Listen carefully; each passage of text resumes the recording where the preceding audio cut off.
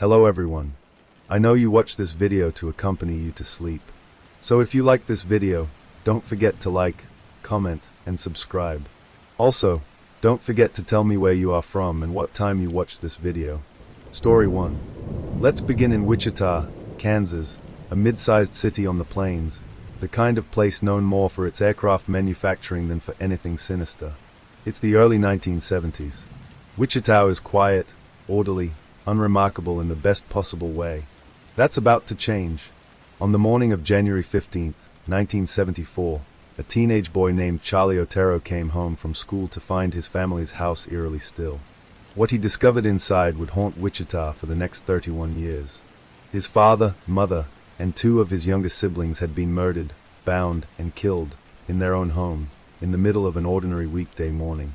The man responsible would go on, in the years that followed, to give himself a name. He called himself BTK. Bind, torture, kill. It was, chillingly, a description of his own method, one he chose for himself and mailed to the local news, along with letters describing the killings in unsettling, methodical detail. Let's slow down here, take a breath, and walk through this one carefully. The early years. After the Otero murders, BTK struck again later that same year, killing a young woman in her home. He continued sporadically through the 1970s, a killing in 1977, then two more in 1977 alone, each one accompanied, eventually, by some form of communication. A phone call to police. A poem mailed to a newspaper, written from the perspective of one of his victims. A letter left in a library book, in which he first requested to be called by the name that would define him for the next 3 decades. What made BTK different from many other serial offenders of the era wasn't just the brutality of what he did, it was his evident need to be known for it. He wanted credit. He wanted the public to be afraid, specifically, of him, not of some unnamed, faceless threat, but of a specific, self-titled figure with a name he'd chosen himself. And then, after a murder in 1979, he simply went quiet. For over a decade, nothing. The long silence, and the return. Investigators in Wichita never closed the case. But without new evidence, without new letters, the trail had gone as cold as any cold case can go. An entire generation grew up in Wichita having heard about BTK only as history, a local horror story from their parents' youth. Then, in March of 2004, almost exactly 30 years after the first murders, a letter arrived at a Wichita newspaper. It took responsibility for a killing from 1986 that police had never publicly connected to BTK at all, and included details only the killer could have known. He was back. Or rather, it became clear he had never really left. He had simply gone quiet, living an entirely ordinary life in plain sight of the community he'd terrorized, waiting, it seemed, for the right moment to resurface. Over the following months, he sent a stream of packages to police and media outlets, puzzles, photographs, small items connected to his crimes. It was almost as if, having gone unnoticed for so long, he now couldn't help himself. He wanted the attention again. The mistake, in an exchange with investigators, who by now understood they were dealing with someone driven, above almost anything else, by a need for recognition, BTK asked, through a communication left for police, whether a floppy disk could be traced if he used one to send them information. Detectives, through a message placed in the newspaper's classified section, assured him that it could not. That wasn't true. He sent the disk, and buried in its metadata was a small, easily overlooked detail. The file had last been saved by someone named Dennis, at a specific church in Wichita. It took investigators very little time to learn the name of that church's congregation president, Dennis Rader. To confirm it, investigators needed DNA, and they found a way to get it without alerting him. Through a medical record connected to a member of his own family, which allowed them to compare genetic material already on file to evidence collected from the original 1974 crime scene decades earlier. It matched. The man nobody suspected. On February 25, 2005, police stopped Dennis Rader's vehicle near his home in Park City, just outside Wichita, and took him into custody. The news, when it broke, landed with a particular kind of disbelief in the community, because Dennis Rader was not a stranger, or a drifter, or someone who had ever raised suspicion. He was a Cub Scout leader, A city compliance officer, the kind of official who went around town citing neighbors for overgrown lawns and code violations.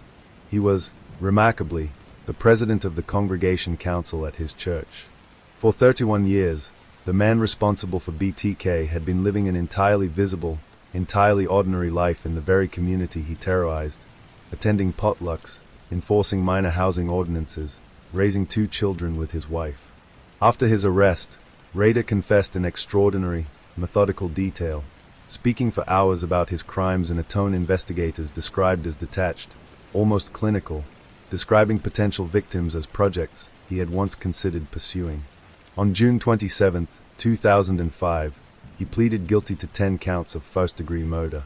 He was sentenced that August to 10 consecutive life terms, with no possibility of parole before the year 2180, effectively, for the rest of his natural life, several times over. What remains? There's something particularly unsettling about a case like this one. Not the violence itself, though that was real and terrible enough, but the sheer ordinariness of the man behind it. Neighbors who'd known him for years struggled afterward to reconcile the image of the man they thought they knew with what he'd actually been doing, quietly, for decades. It's a reminder, an uncomfortable one, maybe, but worth sitting with for a moment, that the things we fear most rarely announce themselves. They don't always look the way we expect. Sometimes they look like the person 2 doors down, waving hello on his way to church. Let's take a slow breath here, and let this first story settle before we move on to the next one. Story 2. Let's move now to a different kind of case entirely, one with no single crime scene, no consistent victim profile, and, for almost 18 years, no leads at all. Just a name investigators invented for a case they didn't understand, Unabomb, short for University and Airline Bomber. A package at a university. It began on May 25, 1978, when a package addressed to a professor at Northwestern University turned up in a parking lot at a different campus entirely. Confused, whoever found it simply mailed it back to the return address. When it was opened, it exploded. The injuries were minor. Nobody, at the time, had any reason to think this was the beginning of anything larger. But it was.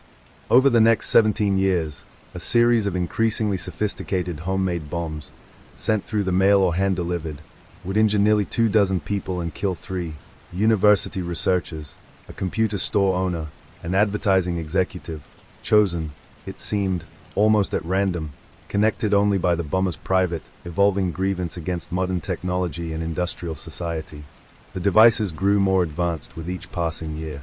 Their maker never used metal parts that could be traced, never left a fingerprint, never left so much as a strand of hair. He tore the labels off batteries. He sanded away tool marks.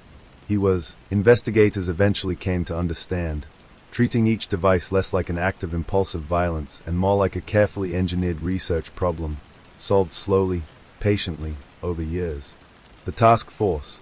By the early 1980s, federal investigators had formed a dedicated task force, eventually growing to more than 150 full-time investigators, analysts, and support staff, one of the largest single investigations in FBI history at that point.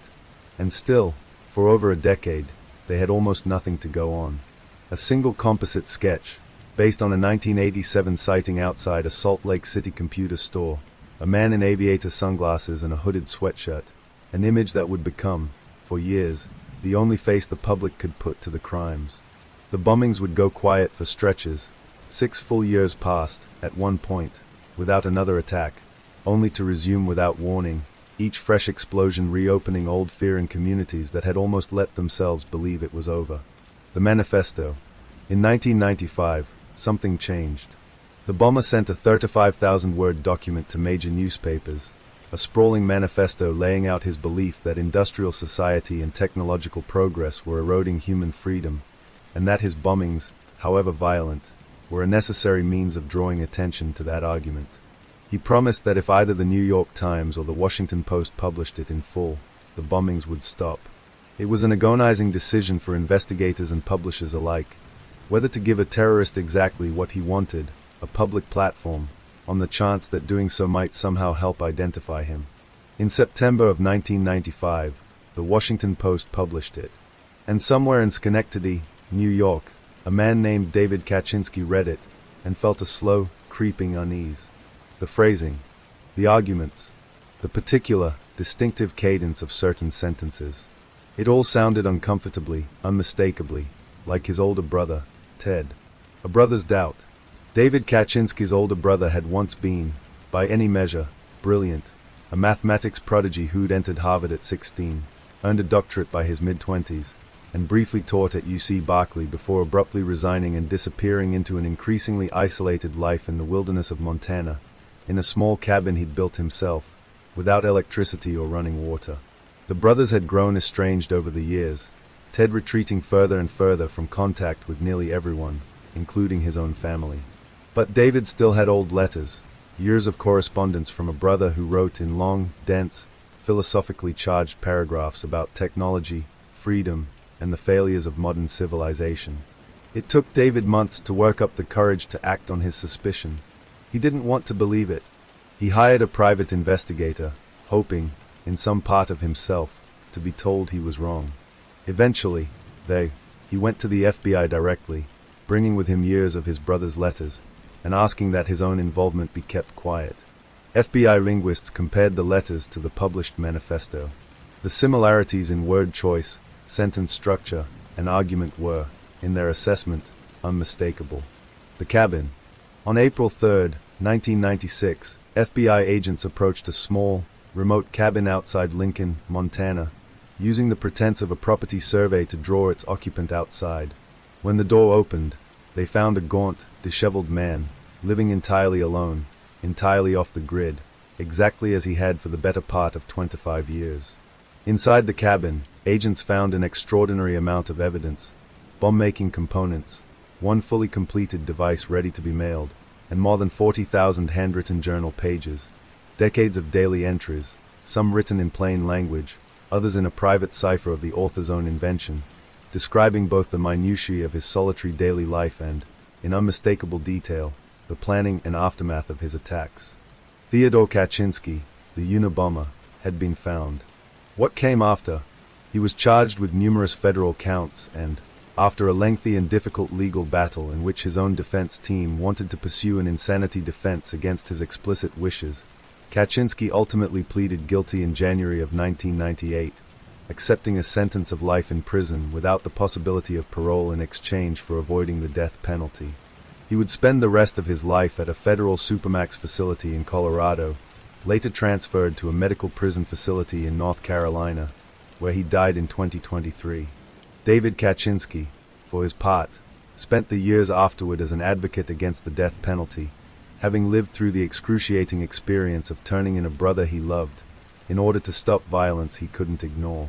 It's hard to imagine a more difficult moral position to be placed in, loyalty pulling one direction, conscience pulling the other, with lives genuinely at stake either way. There's no tidy lesson to draw from a case like this one.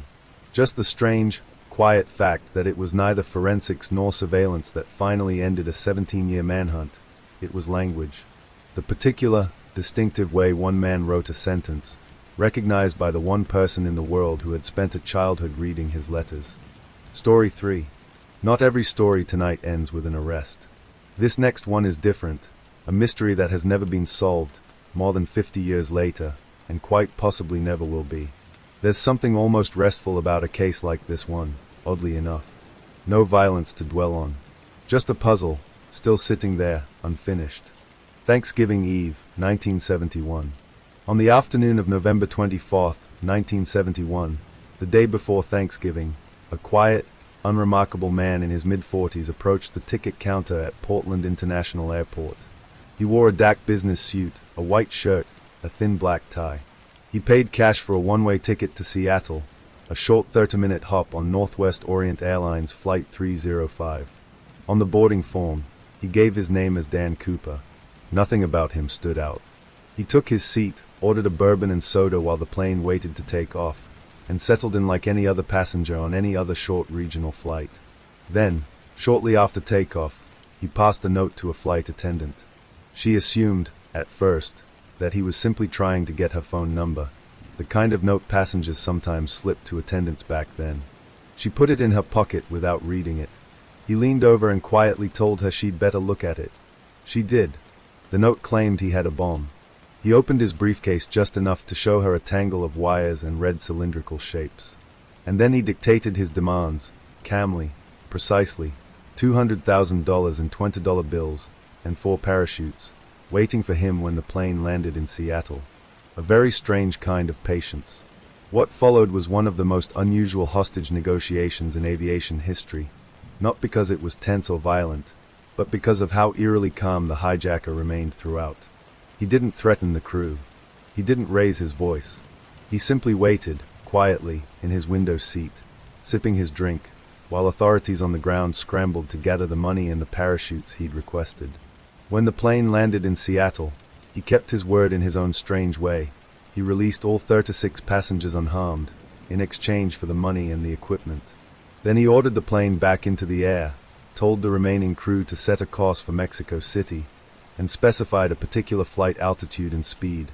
Low, slow, exactly the kind of conditions that would make it survivable to jump from the aircraft. Somewhere over the dense, forested wilderness of southwestern Washington state, a little after 8 o'clock that evening, he lowered the plane's rear stairway, a design feature unique to the aircraft he'd specifically chosen, and jumped out into the darkness, into a cold, rainy November night, with the money strapped to his body. He was never seen again. The search. What followed was an enormous search effort, spanning the dense woods and waterways of the Pacific Northwest, covering the area investigators believed he most likely landed in. They found nothing. No parachute. No body. No trace of the money, beyond a single, striking exception 9 years later. In 1980, a young boy digging in the sand along the banks of the Columbia River found a decaying bundle of cash, still bound by rubber bands, that matched the serial numbers of the ransom bills almost exactly. It was the only piece of physical evidence ever recovered in the entire case. And it raised more questions than it answered. The location where it surfaced was miles from where investigators believed Cooper had actually landed, suggesting the money might have traveled there by river current over the years, disconnected entirely from wherever its owner ended up. Theories, and more theories. In the decades since, the FBI investigated well over 1,000 people as possible suspects. Some confessed on their deathbeds. Others were implicated by family members convinced, often based on nothing more than a strange half-remembered comment, that their own father or uncle had been the man on that plane. None of it ever led anywhere conclusive. In 2016, after 4 to 5 years of investigation, the FBI formally suspended its active search for new leads in the case, though it noted it would still accept any physical evidence connected specifically to the parachutes or the money, should anything new ever surface. It remains, to this day, the only unsolved commercial hijacking in the history of American aviation. Why this one stays with us? There's something particular about this story that makes it different from most true crime cases. Nobody was killed. As far as anyone knows, nobody was even seriously hurt, beyond the shock and fear of the hijacking itself. What lingers instead is the sheer audacity and mystery of it. A man who appeared out of nowhere, calmly upended an airplane full of strangers, vanished into a rainstorm with a fortune strapped to his body, and simply ceased to exist as far as any official record is concerned. Did he survive the jump? Did he die somewhere in that wilderness, his remains never found, swallowed by decades of forest growth? Did he walk away entirely, live out a long, quiet life somewhere under a different name, never telling a soul what he'd done? Nobody knows. Nobody may ever know. And there's a strange kind of peace in that, if you let yourself sit with it. A mystery that isn't really asking anything of you. Just a man, a parachute, and a Thanksgiving Eve more than 50 years ago, disappearing into the dark. Story 4.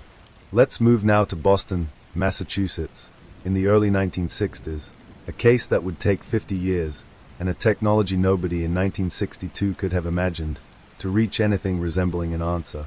A city on edge. Beginning in June of 1962, single women across the Boston area began turning up dead in their own apartments, strangled, typically with an item of their own clothing, tied deliberately around their neck in a bow. There was something almost theatrical about the staging, something that unsettled investigators even more than the violence itself. The victims varied enormously, in age, in neighborhood, in circumstance. Some were elderly women in their 70s and 80s. Others were young women in their 20s. Over roughly 18 months, at least 11, and by some counts 13, women were killed this way, spread across multiple jurisdictions, each with its own police department, each initially unaware they were looking at pieces of the same, larger pattern. The press called him the Boston Strangler, or sometimes the Phantom Fiend, a killer who somehow gained entry into locked apartments without any sign of forced entry, suggesting, unnervingly, that his victims may have let him in themselves, perhaps believing him to be a repairman, or a deliveryman, or simply someone harmless. The city, understandably, was gripped with fear. Women were advised not to open their doors to strangers. Locksmiths reported being overwhelmed with business. And still, the killings continued. A confession from an unexpected source. The break in the case, when it finally came, arrived from an unlikely direction. In the mid-1960s, a man named Albert DeSalvo was being held at a Massachusetts psychiatric facility on unrelated charges, a string of sexual assaults connected to a different pattern entirely. One investigators had nicknamed the Measuring Man and later the Green Man, based on DeSalvo's method of gaining entry to women's apartments under false pretenses. While institutionalized, DeSalvo struck up a relationship with a fellow patient named George Nassar, himself already convicted of a separate murder. According to Nassar, DeSalvo began describing, in disturbing detail, his involvement in the Boston Strangler killings. Nassar relayed this to his own attorney, a well-known trial lawyer named F. Lee Bailey, who eventually took on DeSalvo's case directly. DeSalvo went on to confess at length, first under hypnosis, and later in direct interviews with investigators, describing the killings with a level of detail that included information never released to the public.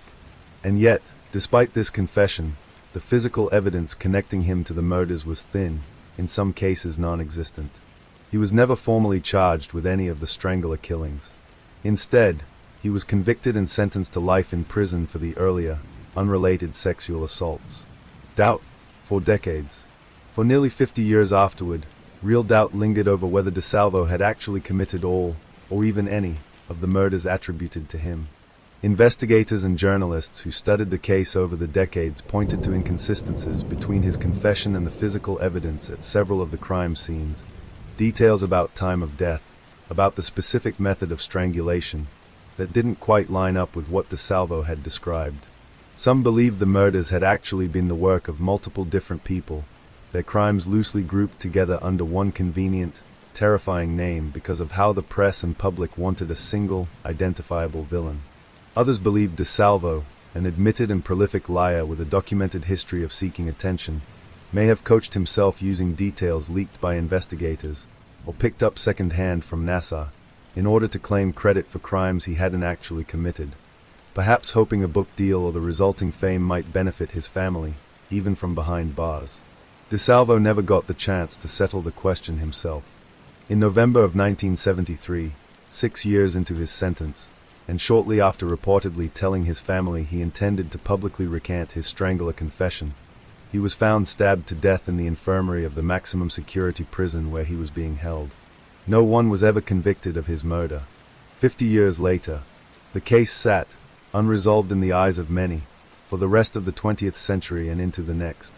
Then, in July of 2013, nearly 50 years after the murders themselves, Boston investigators announced a significant break. Using DNA evidence carefully preserved from the scene of the final victim's death in 1964, and comparing it against a genetic sample discreetly obtained from one of DeSalvo's own relatives, forensic analysts found what they described as a familial match, evidence strong enough to justify exhuming DeSalvo's own remains for direct comparison. Weeks later, the results came back. Investigators announced there was no longer meaningful doubt. The DNA evidence connected Albert DeSalvo, directly and specifically, to the murder of Mary Sullivan, the last of the Strangler's known victims. It was, notably, the only piece of DNA evidence recovered from any of the 11 cases, meaning that even with this breakthrough, the other 10 murders technically remain, in a formal legal sense, unsolved. Most researchers and investigators involved in the case, however, have treated the DNA match to Sullivan's murder as strong circumstantial confirmation of DeSalvo's involvement in at least a significant portion of the broader killing spree, even if each individual case was never separately, forensically proven. Sitting with the uncertainty, there's something worth noting in this case that's a little different from some of the others we've covered tonight. Even with modern DNA science finally weighing in, 5 decades later, this story doesn't resolve as cleanly as we might want it to. One murder, confirmed with near certainty. 10 others, still technically open, their answers buried with a man who was killed himself before anyone could ask him more questions. Sometimes, even science, even with all its precision, can only answer part of the question.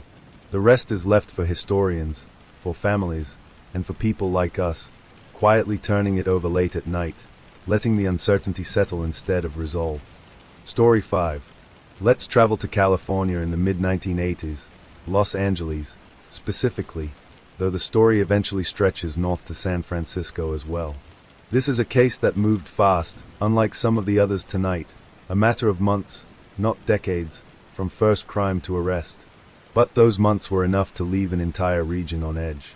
Beginning in the spring of 1985, a series of home invasions began occurring throughout the greater Los Angeles area, seemingly random, striking different neighborhoods, different types of homes, different kinds of victims, with no obvious connecting thread at first. Investigators initially wondered whether they were dealing with more than one person, since the methods varied so much from case to case. Some victims were shot, others stabbed, others attacked in different ways entirely. What eventually tied the cases together was a distinctive detail: shell casings from the same unusual handgun, recovered at multiple, seemingly unrelated crime scenes. And a shoe print, a specific, uncommon sneaker brand, found at the point of entry in case after case. As the pattern became undeniable, the press gave the unknown attacker several names before one finally stuck: the Night Stalker, for his habit of striking after dark, breaking into homes while residents slept. An escalating panic. Through the spring and summer of 1985, the attacks continued and accelerated, spreading beyond Los Angeles into surrounding counties. The fear across Southern California became, by several accounts, almost unprecedented. Gun sales spiked dramatically, hardware stores sold out of security bars and deadbolts, and entire neighborhoods organized informal patrols, watching for anything unusual after nightfall. Some of the attackers' crime scenes included occult symbols, a pentagram, drawn or carved, left behind almost as a kind of signature, which only deepened the sense of public dread surrounding a case that already felt, to the community living through it, like something from a nightmare. Survivors of these attacks, in the small number of cases where the intruder didn't kill everyone present, were eventually able to offer investigators the beginnings of a physical description: a gaunt young man, with long, unkempt hair and noticeably poor dental health, tall and thin, always working alone, always at night.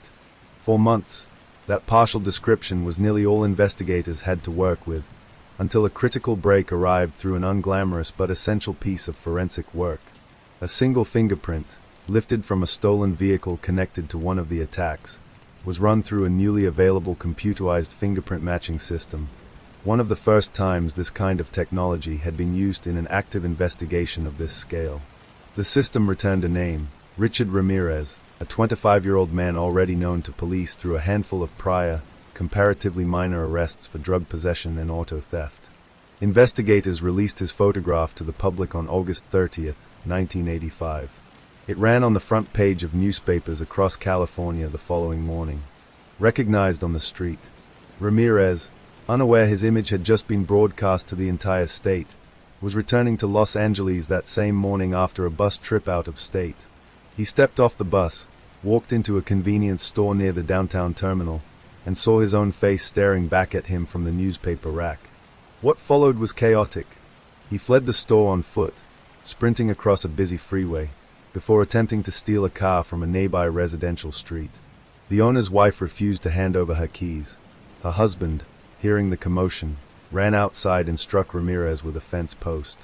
A crowd gathered quickly. Residents of the neighborhood, having spent months living in fear of exactly this man, recognized him instantly from the same newspaper photograph. They held him, physically restrained, until police arrived to formally place him under arrest. It was, in its own way, an almost unheard-of ending to a serial crime investigation. Not a quiet arrest by trained detectives, but a spontaneous, furious response from ordinary residents who had simply had enough. A long, strange trial. Ramirez's trial, which began in 1988 and stretched well over a year, became notorious for his own behavior throughout. He showed open contempt for the proceedings, at various points flashing a pentagram he'd drawn on his own palm and declaring his allegiance to Satan in open court. He appeared to relish the attention, seemingly untroubled by the scale of what he was being tried for. In September of 1989, the jury convicted him on all charges connected to 13 murders, along with numerous other counts of attempted murder, sexual assault, and burglary. Roughly 2 months later, he was formally sentenced to death, with the presiding judge describing his crimes, in remarks from the bench, as displaying a level of cruelty beyond ordinary human understanding. California's lengthy appeals process meant Ramirez remained on death row for the rest of his life without the sentence ever actually being carried out. He spent over 2 decades at San Quentin State Prison, maintaining, throughout, an unsettling public composure, corresponding with admirers from prison, and, in 1996, marrying one of them. In 2013, he died of complications related to lymphoma, still awaiting an execution that never came, 24 years after his original sentencing. What makes this case distinct from some of the others in this collection is its sheer speed and intensity, not a slow-burning cold case stretching across decades, but an acute, terrifying crisis that gripped an entire region for a matter of months before ending, almost as suddenly as it began, on a residential street in East Los Angeles, at the hands of the very community that had spent that whole summer afraid of exactly this man. It's worth remembering, too, that this ending, chaotic and improvised as it was, happened because ordinary people paid attention. A photograph in a newspaper, a face recognized on a street corner. Sometimes that's all it takes. Story 6.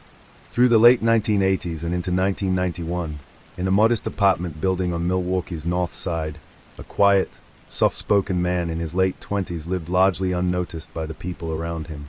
He worked an unglamorous shift at a chocolate factory. He kept mostly to himself. Occasionally, neighbors mentioned a strange smell drifting from his apartment, and he would explain it away. A broken freezer, spoiled meat, nothing worth investigating further. His name was Jeffrey Dahmer, and for more than a decade, he had been quietly committing a series of murders that would eventually become one of the most disturbing cases in American criminal history. Dahmer's first killing took place in Ohio in 1978, shortly after he finished high school. He did not kill again for almost a decade. When he resumed, beginning in the late 1980s, his crimes followed a similar pattern each time. He would meet a man, often at a bar, a mall, or a bus stop, and offer him money to come back to his apartment for a few drinks, or to pose for photographs. Many of his victims were, in one way or another, on the margins of the community. Some had struggled with homelessness, others had come to the city from elsewhere and had few people who would immediately notice their absence. This detail, tragically, is part of why Dahmer went unnoticed by authorities for as long as he did. Several of his victims' families and communities have spoken openly, in the years since, about how differently the case might have unfolded had the young men involved been treated as a higher priority from the very beginning. There was, in fact, a moment when the case might have ended much sooner than it did. In the spring of 1991, police were called to a report of a young man, drugged and disoriented, wandering a nearby alley. Responding officers, after speaking with Dahmer, accepted his explanation that the two of them were simply a couple having a domestic disagreement, and returned the young man to Dahmer's apartment rather than investigating further. He was killed shortly afterward. The handling of that call became, once the full case came to light, a source of intense public scrutiny and, eventually, disciplinary action against the officers involved. The night it ended, on the evening of July 22, 1991, Dahmer approached a man named Tracy Edwards at a shopping mall and invited him back to his apartment, offering money if he'd agree to be photographed. Edwards accepted. Once inside, the atmosphere shifted. Edwards noticed an unsettling smell, boxes of chemicals stacked against the wall, and, before long, a single handcuff locked around his own wrist. For the next several hours, Edwards found himself working to stay calm, talking Dahmer down, waiting for any opportunity to escape, while Dahmer's behavior grew increasingly erratic and threatening. Eventually, sensing a brief lapse in Dahmer's attention, Edwards struck him and ran from the apartment, sprinting into the street still wearing the handcuff, until he managed to flag down a passing police car. The responding officers, understandably skeptical at first, agreed to accompany Edwards back to the apartment to retrieve the key. What they found once inside changed the course of the investigation immediately. Photographs, left in a drawer, that made unmistakably clear this was no ordinary domestic dispute. Dahmer was arrested on the spot. What investigators found? In the hours and days that followed, investigators searching the apartment uncovered evidence of a sustained pattern of killing that had gone on, undetected, for years. Dahmer would go on to confess to 17 murders in total, dating back to that first killing in Ohio in 1978, describing his crimes to detectives in a manner they described as calm and methodical, almost clinical in tone. The scale and nature of what was found in that apartment shocked the city, and the country, in a way few cases before it had. It's not necessary, for our purposes tonight, to walk through those details specifically. They are well documented elsewhere, for anyone who wants to know more. What matters more, for tonight, is what came next, the investigation, the trial, and the reckoning that followed. Dahmer's trial began in early 1992. His defense attorneys pursued an insanity plea, arguing that the compulsions driving his crimes were the product of a serious mental disorder rather than a rational choice. Prosecutors countered that the careful, deliberate way Dahmer had avoided detection for years, disposing of evidence, managing his interactions with neighbors and police, maintaining a functioning double life, demonstrated a level of planning inconsistent with a true insanity defense. The jury ultimately rejected the insanity argument, finding Dahmer legally sane and guilty on all counts. He was sentenced to 15 consecutive life terms, amounting to more than 900 years in prison, a sentence with no realistic possibility of release. An ending behind bars. Dahmer did not serve out that sentence for long. In November of 1994, less than 3 years into his imprisonment, he was killed by a fellow inmate at the Wisconsin prison where he was being held. His killer, when questioned afterward, offered a brief, chilling explanation for what he'd done, framing it as something he felt compelled to carry out. Dahmer's family honored his own wishes and held no public service. He was cremated shortly afterward. There's a particular kind of grief embedded in this case that's worth sitting with honestly, a recognition, voiced repeatedly by the families of Dahmer's victims and by the broader community in the years since, that some of these deaths might have been prevented, that warning signs were missed, and that at least one victim might have survived if he'd been taken seriously by the people who were supposed to help him. It's a difficult thing to hold, this late at night. But it's also, in its own way, a quiet argument for paying closer attention to our neighbors, to strangers who seem frightened or in distress, to the small, uncomfortable details that don't quite add up. Sometimes that attention is exactly what makes the difference. Story 7. It started with an ordinary Saturday morning. On April 1st, 1988, 8-year-old April Marie Tinsley rode her bicycle through her quiet neighborhood in Fort Wayne, Indiana. She was only a few blocks from home. She never made it back. By nightfall, hundreds of volunteers were searching fields. Police helicopters circled overhead. Neighbors checked garages and abandoned buildings. It was as if the little girl had vanished into thin air. 3 days later, her body was found in a ditch about 20 miles away. She had been abducted. She had been murdered. But what happened next turned a heartbreaking crime into one of the most chilling investigations in American history. A year later, someone began leaving terrifying messages. Not to the police, not to the newspapers, but to the children of Fort Wayne. Handwritten notes appeared on barns and school signs. One message read, "I kill 8-year-old girls." The killer wasn't hiding. He was taunting an entire community. For 3 decades, he escaped capture. Families lived in fear. Parents refused to let children walk alone. Every strange car became suspicious. Every unknown man became a possible predator. Then, in 2018, a revolutionary DNA technique finally identified the man behind the notes. The suspect wasn't a drifter. He wasn't a serial killer living across the country. He was a local factory worker who had quietly lived among his neighbors for decades. His name was John D. Miller, and after 30 years of silence, science finally forced him to confess. This is the true story of April Tinsley, the little girl whose killer believed he had committed the perfect crime, until DNA proved him wrong. Fort Wayne, Indiana. Friday had ended. Saturday had begun.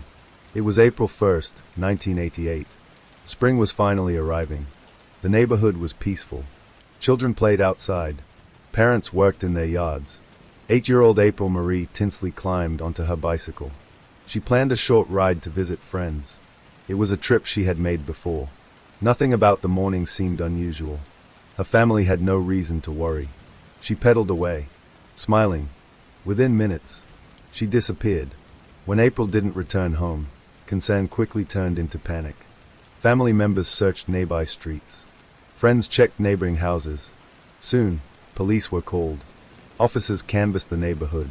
Volunteers formed search parties. The FBI joined the investigation.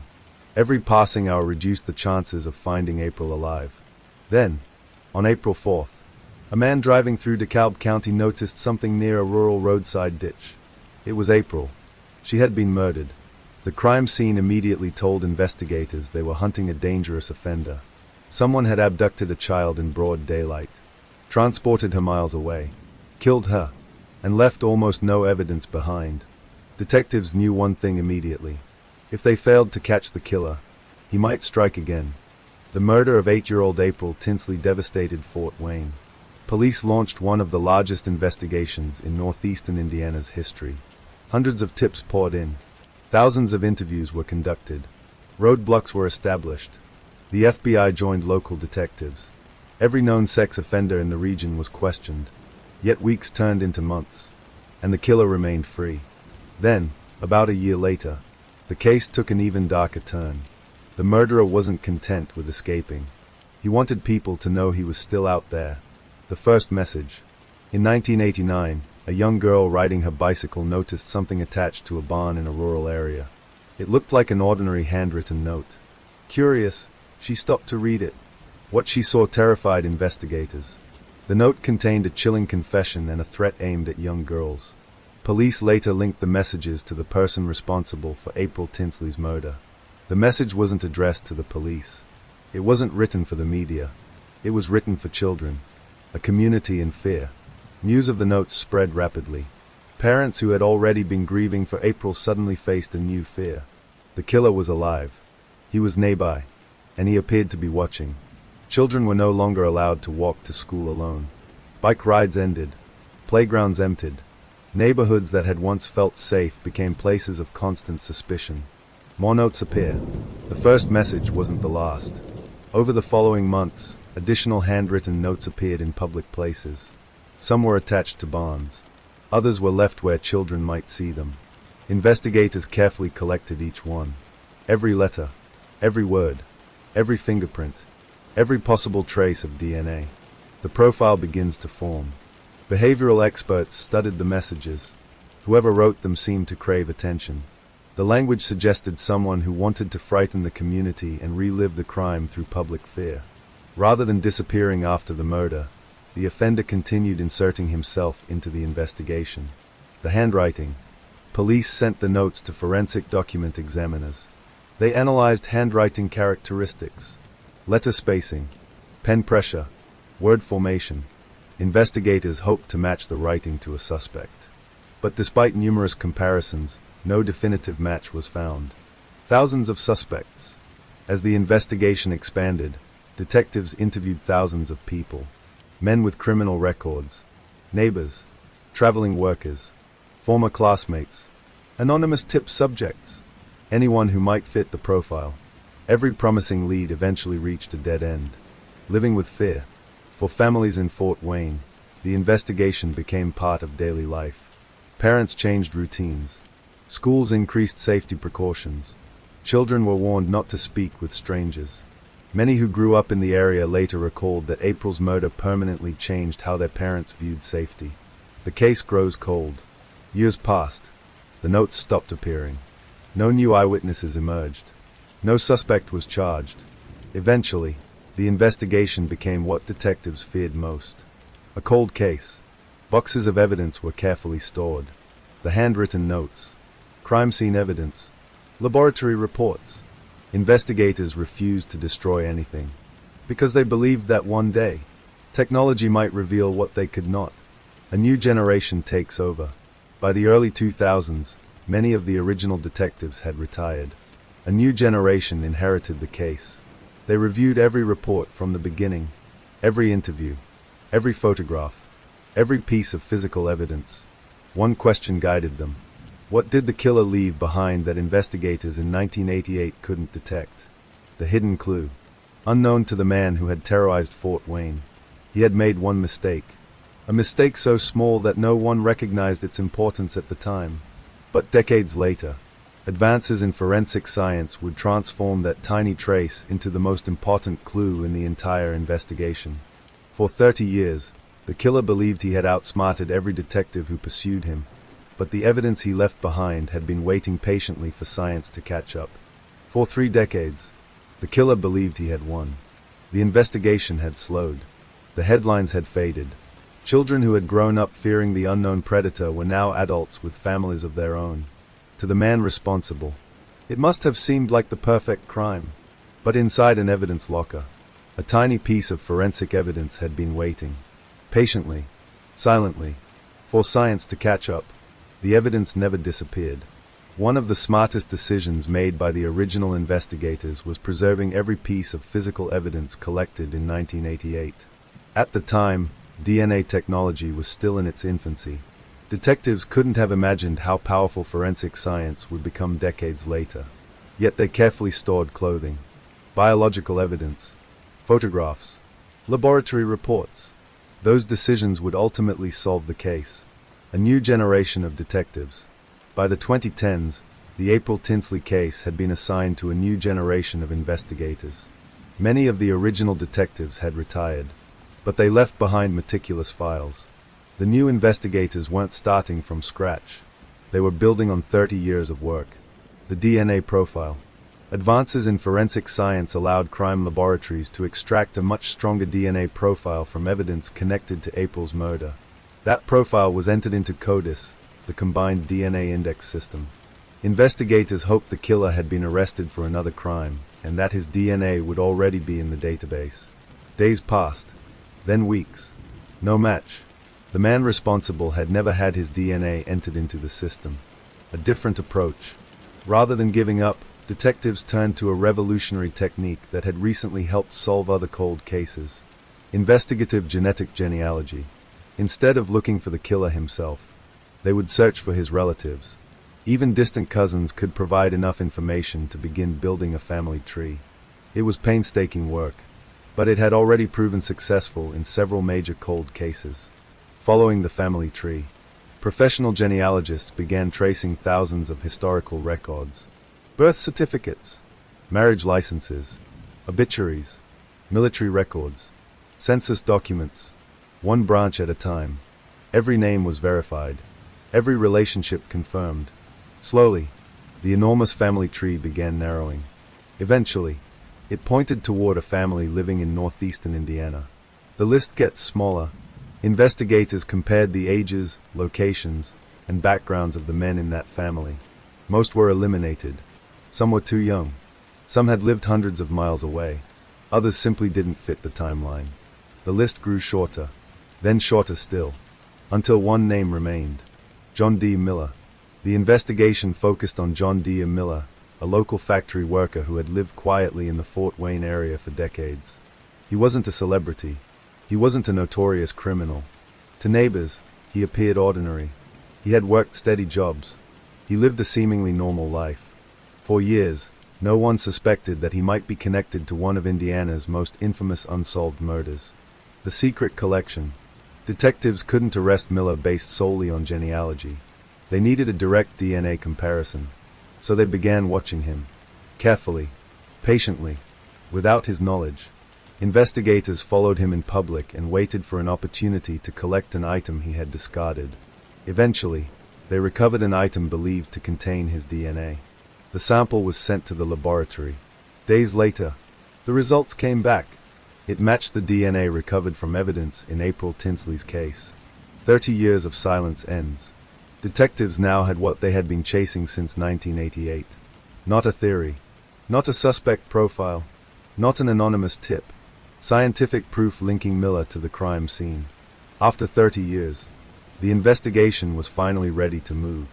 Preparing for the arrest, officers quietly assembled a plan. There would be no dramatic chase. No nationwide manhunt. No armed standoff. The man who had terrorized Fort Wayne for decades had no idea that investigators were closing in. By all appearances, it was just another ordinary day. But for the detectives who had inherited April's case, it was the day everything was about to change. For 30 years, John D. Miller believed he had escaped justice, but hidden inside a single strand of DNA was the evidence that would finally bring detectives to his doorstep. 30 years. 3 decades of unanswered questions. Thousands of interviews. Countless sleepless nights. Hundreds of detectives. One little girl. And now, one suspect. For the investigators who had spent years working the April Tinsley case, this wasn't just another arrest. It was the moment they had been chasing since April 1988. July 15, 2018. The sun rose like any other summer morning in Allen County, Indiana. Traffic moved through quiet neighborhoods. People headed to work. Children played outside. Nothing seemed unusual, except that a team of detectives was quietly assembling. Their destination, the home of John D. Miller. Watching the house. For days, investigators had conducted surveillance. They observed Miller's routine. When he left for work. When he returned home. Who visited. Whether he appeared suspicious. Everything was documented. They wanted the arrest to be calm, controlled, and safe. Most importantly, they wanted answers. The DNA match. Before approaching Miller, detectives reviewed the laboratory report one final time. The DNA recovered from evidence in April Tinsley's case matched the DNA collected from Miller's discarded item. It was the breakthrough investigators had been waiting for. For the first time in 30 years, they had scientific evidence connecting a suspect to the murder. The arrest. Detectives approached Miller. There was no dramatic pursuit. No attempt to flee. He was taken into custody without incident. To neighbors, it was shocking. Many had known him for years. Few could imagine that the quiet man living nearby might be connected to one of Indiana's most notorious unsolved murders. Inside the interview room. After the arrest, Miller was brought to an interview room. Experienced detectives knew this conversation could determine whether April's family finally received answers. They began with simple questions. His background, his employment, his life in Fort Wayne. Gradually, they turned to April Tinsley. The evidence speaks. At first, investigators confronted him with the DNA evidence. For years, Miller had lived believing forensic science would never catch him. Now detectives explained exactly how modern DNA testing had linked him to the crime. The room grew quiet. There was little left to deny. The confession. According to court records, Miller admitted abducting April, sexually assaulting her, and killing her in 1988. He also admitted writing the threatening notes that had appeared in the community after the murder. For detectives, the confession confirmed what the evidence had already shown. The man they had searched for over 3 decades was finally sitting in front of them. The notes explained. One mystery that had haunted Fort Wayne was finally answered.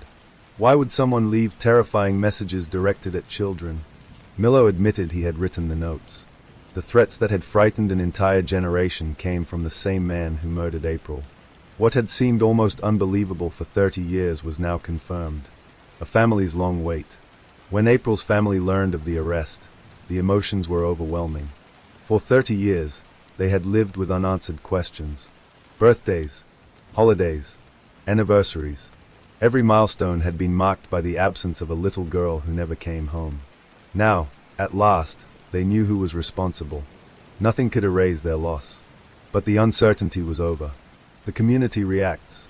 News spread rapidly across Indiana. Residents who remembered the fear of 1988 watched the announcement in disbelief. Parents who had once kept their children indoors because of the killer finally learned his identity.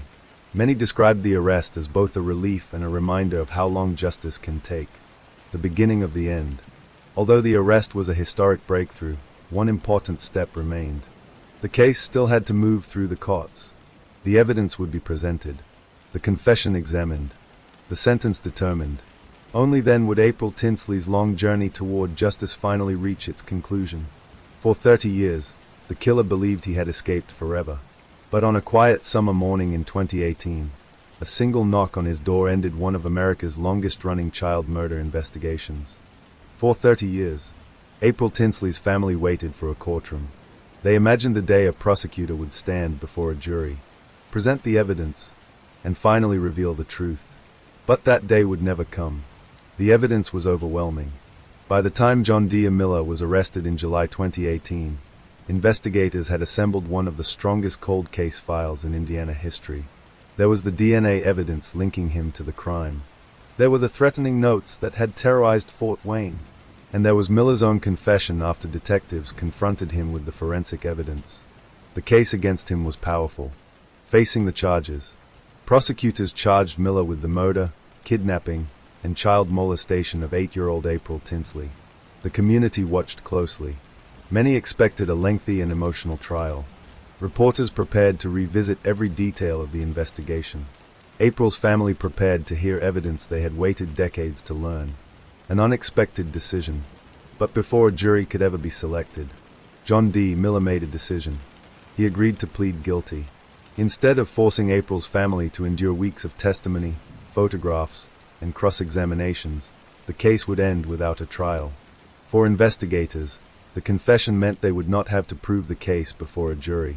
For April's loved ones, it meant avoiding the painful process of reliving every moment of the crime in open court. Standing before the judge. Inside the courtroom, Miller formally admitted his crimes. There was no dramatic attempt to shift blame. No elaborate defense. He acknowledged responsibility.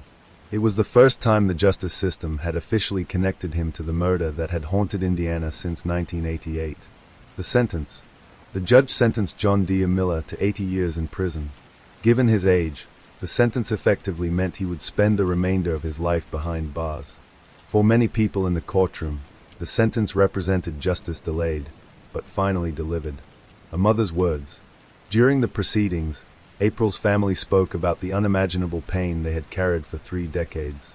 They described birthdays that were never celebrated, Christmas mornings with an empty chair, graduations that never happened, a life that had been stolen before it truly began. No sentence, they said, could bring April back. But knowing who was responsible finally ended decades of uncertainty. The detectives reflect. Some of the investigators who had worked the cold case attended the hearing. Others watched from home. Many admitted that solving April's murder was among the proudest moments of their careers. Not because they had solved a famous case, but because they had kept a promise to a child. One detective later reflected that the case proved something important. A murderer can hide for years. Technology cannot be outrun forever. The legacy of genetic genealogy. April Tinsley's case quickly became one of the most significant examples of investigative genetic genealogy. It demonstrated that even when a suspect's DNA is not in a criminal database, distant family connections and modern forensic science can provide investigators with a path forward. Police departments across the United States took notice. Cold cases once thought unsolvable were reopened. Families who had almost given up hope began receiving phone calls from detectives. April's case became a turning point in modern homicide investigations. Justice, but not closure. People often ask whether justice brings closure. April's family has spoken publicly about the relief of finally knowing the truth. But relief is not the same as healing. The loss of an 8-year-old daughter cannot be erased by a guilty plea. Justice can answer questions. It cannot return stolen years. A community finally breathes again. For many residents of Fort Wayne, the guilty plea marked the end of a chapter that had shaped an entire generation.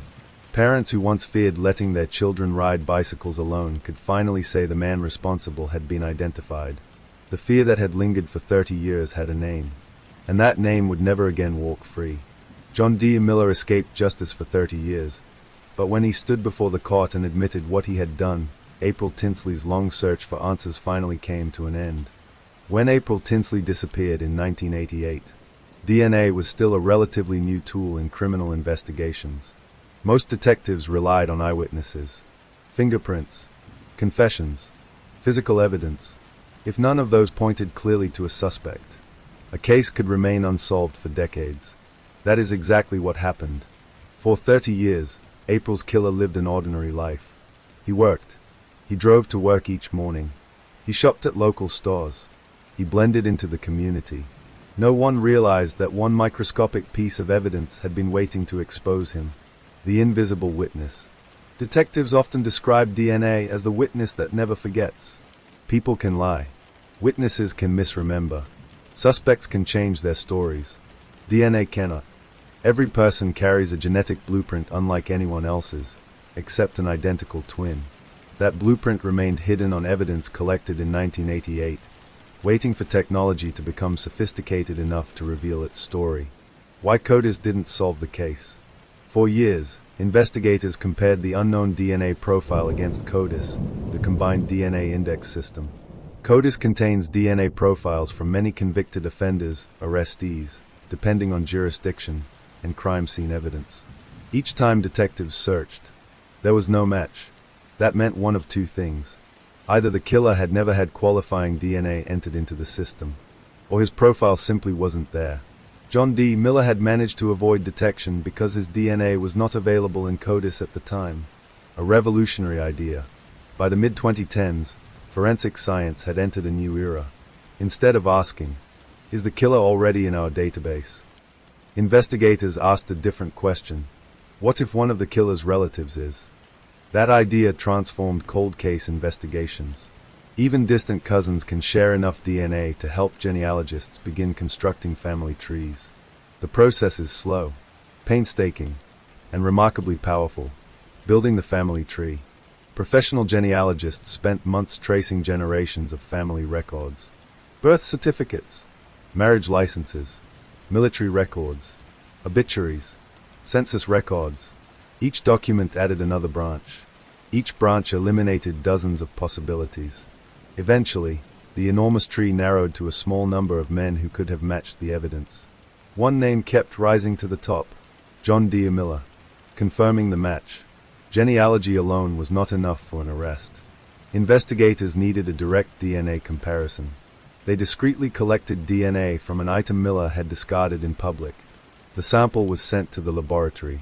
When the results returned, the genetic profile matched the evidence preserved from April Tinsley's murder. After 3 decades, science had identified the killer. The ripple effect. April's case was far from the only investigation changed by modern DNA analysis. Across the United States, detectives reopened hundreds of cold cases. Victims once listed as unknown. Killers who believed they had escaped forever. Families who had waited decades. Many finally received answers. Each success reinforced the same lesson. Evidence carefully preserved today may solve a crime many years from now. The responsibility of preservation. One reason April's case could be solved was because the original investigators protected the evidence. Had it been lost, contaminated, or destroyed, the DNA breakthrough might never have happened. That lesson has reshaped police procedures around the world. Today, detectives often preserve evidence with future technology in mind, recognizing that methods unavailable now may exist years later. Hope for other families. When the news of April's case spread, families connected to other unsolved murders began asking an important question. If DNA solved April's case, could it solve ours? For many, the answer has been yes. Cold case units increasingly work alongside forensic scientists and genealogists, giving renewed hope to investigations once considered impossible. Science and determination. Technology alone did not solve April's murder. Science provided the tools. But it was the determination of detectives, forensic analysts, genealogists, prosecutors, and April's family that carried the investigation across 3 decades. Without that persistence, the evidence would have remained only evidence. It took people who refused to give up to transform it into justice. For 30 years, April Tinsley's killer trusted that time would protect him. Instead, time gave science the opportunity to expose him, and proved that even the coldest cases can still speak. When detectives solve a murder, the headlines usually focus on the suspect, the arrest, the courtroom, the sentence. But behind every investigation is another story. The story of the family. The people who never stopped waiting. For April Tinsley's family, that wait lasted more than 30 years. April was more than a victim. Before she became the subject of newspaper headlines, April was simply a little girl. She loved riding her bicycle. She enjoyed spending time with friends. She laughed easily. She had dreams that every 8-year-old should have. To her family, she wasn't the victim. She was a daughter, a granddaughter, a niece, a child whose future seemed limitless. Then, In a single afternoon, everything changed. The search that became a nightmare. When April didn't return home on April 1st, 1988, her family believed there had to be a simple explanation. Perhaps her bicycle had broken. Perhaps she'd stopped to play with friends. Perhaps she'd lost track of time. As the hours passed, hope slowly turned into fear. Neighbors joined the search. Police officers combed the streets. Helicopters searched from above. Every minute felt longer than the last. Then came the devastating news. April had been found. She wasn't coming home. Living with unanswered questions. Grief is difficult under any circumstances. But unresolved grief carries an extra burden. For decades, April's family didn't know who had taken her. Or why. Each anniversary brought the same unanswered questions. Every birthday was another reminder of the years she never got to live. They watched other children grow into adults, graduate from school, start careers, raise families. April never had those opportunities. 30 years of hope. Despite the passage of time, her family never stopped believing the case could be solved. Whenever detectives called, they answered. Whenever investigators requested information, they cooperated. Whenever new forensic techniques emerged, they hoped. Hope became part of their lives. Not because it erased the pain, but because it kept the possibility of justice alive. The phone call. In 2018, after 30 years, the call finally came. Detectives told the family they had identified a suspect. Modern DNA testing had done what generations of investigators could not. The family had spent decades imagining that moment. When it finally arrived, it was overwhelming. Relief, shock, sadness, gratitude, all at once. A name at last. For 30 years, the man responsible had been unknown. Now he had a face, a name, a confession. No longer would April's family wonder whether the killer might strike again. No longer would they fear he had disappeared forever. He had been found. Justice without celebration. When John D. Miller pleaded guilty, there was no celebration. Because murder cases rarely end with happiness. There was relief. There was gratitude for the detectives. There was appreciation for the advances in forensic science. But there was also profound sadness.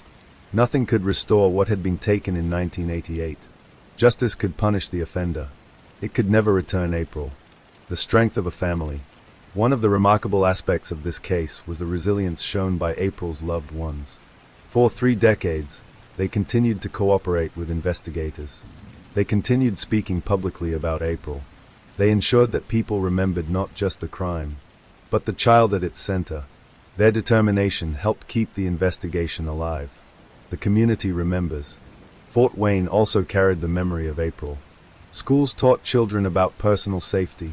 Parents who had grown up during the investigation later told their own children about the case. For many residents, April became a symbol of innocence lost, and of the importance of never abandoning hope. A legacy beyond the investigation. Today, April Tinsley's story is remembered not only because her killer was eventually identified. It is remembered because her case demonstrated what persistence can accomplish. Detectives never destroyed the evidence. Scientists never stopped improving forensic methods. Her family never stopped believing. Together, those 3 things accomplished what once seemed impossible. Final reflection. 30 years is a lifetime for a child. It is a long time for parents. A long time for detectives. A long time for a community waiting for answers. Yet April's case reminds us that time does not erase responsibility. It does not erase evidence. And it does not erase the value of a single human life. For 30 years, April Tinsley's family waited for justice. When it finally arrived, it could not undo the past, but it ensured that the little girl who rode her bicycle on an ordinary spring morning would never be forgotten.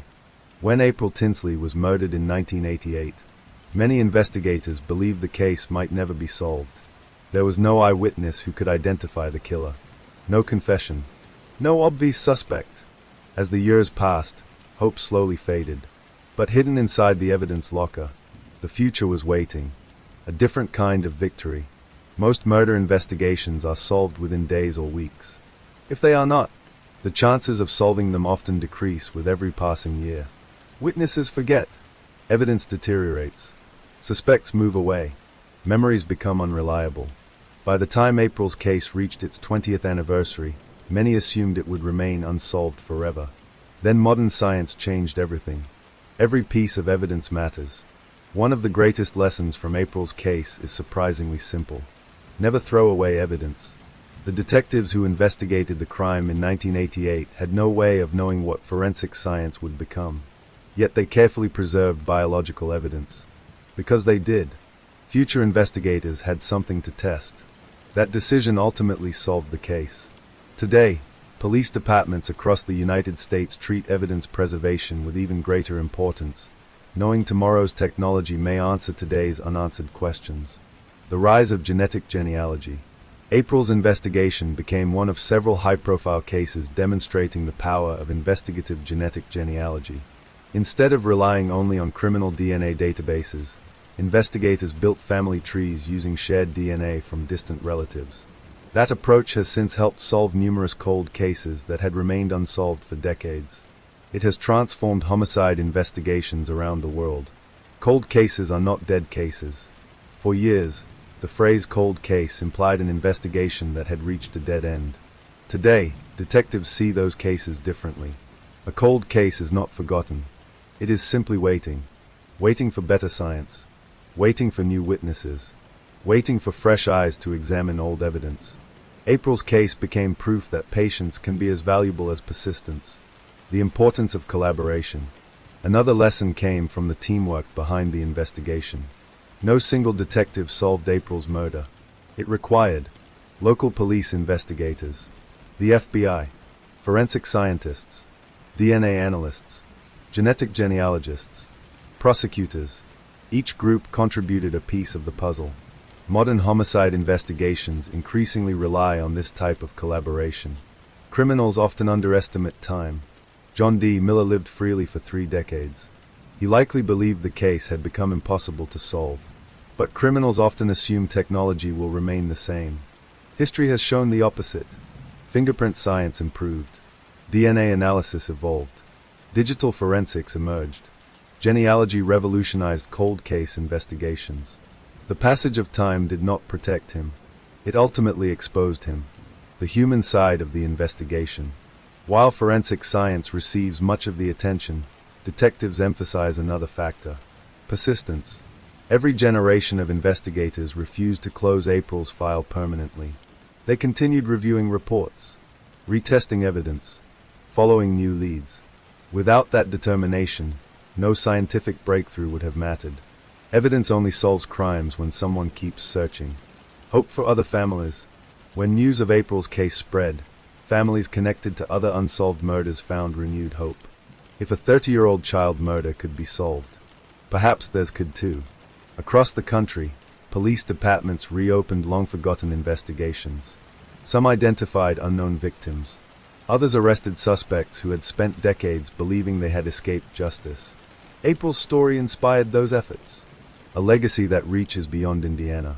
Today, the April Tinsley investigation is studied in law enforcement training, not simply because detectives caught the killer, but because the case demonstrated what happens when determination, careful evidence preservation, and modern science work together. It serves as a reminder that justice is not always immediate. Sometimes it arrives decades later. Every cold case file represents a promise. A promise that someone still cares, that someone is still searching, that no victim has been forgotten. April Tinsley's case reminds us that even when hope appears to disappear, truth has a remarkable way of surviving. Sometimes, all it needs is time. For 30 years, April Tinsley's case sat quietly in an evidence room. It never stopped speaking. It simply waited for science to become advanced enough to hear its story. 30 years. That's how long it took for justice to find the man who stole 8-year-old April Tinsley's future. For most people, 30 years is a career, a marriage, the time it takes to watch a child grow into an adult. For April, it was 30 years she never had. Yet today, her story is remembered not only because of the crime, but because of the extraordinary legacy it left behind. A little girl who changed criminal investigations. April never knew that her case would one day be taught in police academies. She never imagined that detectives from around the world would study the investigation. But her murder became one of the cases that demonstrated how modern forensic science could transform the search for justice. Her story helped show that even decades-old crimes could be solved through careful evidence preservation and advances in DNA technology. The detectives who never let go. When the investigation began in 1988, many of the detectives working the case were young officers. Some spent years chasing leads that ultimately went nowhere.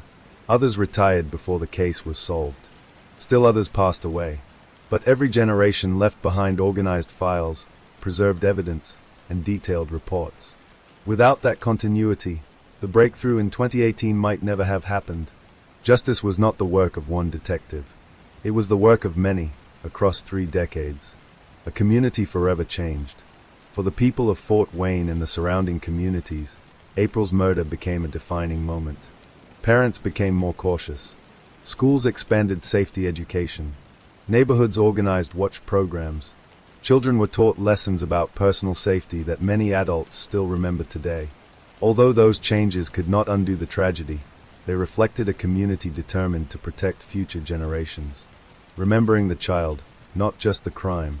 One of the greatest challenges in true crime is remembering the victim as a person. April was not simply a headline.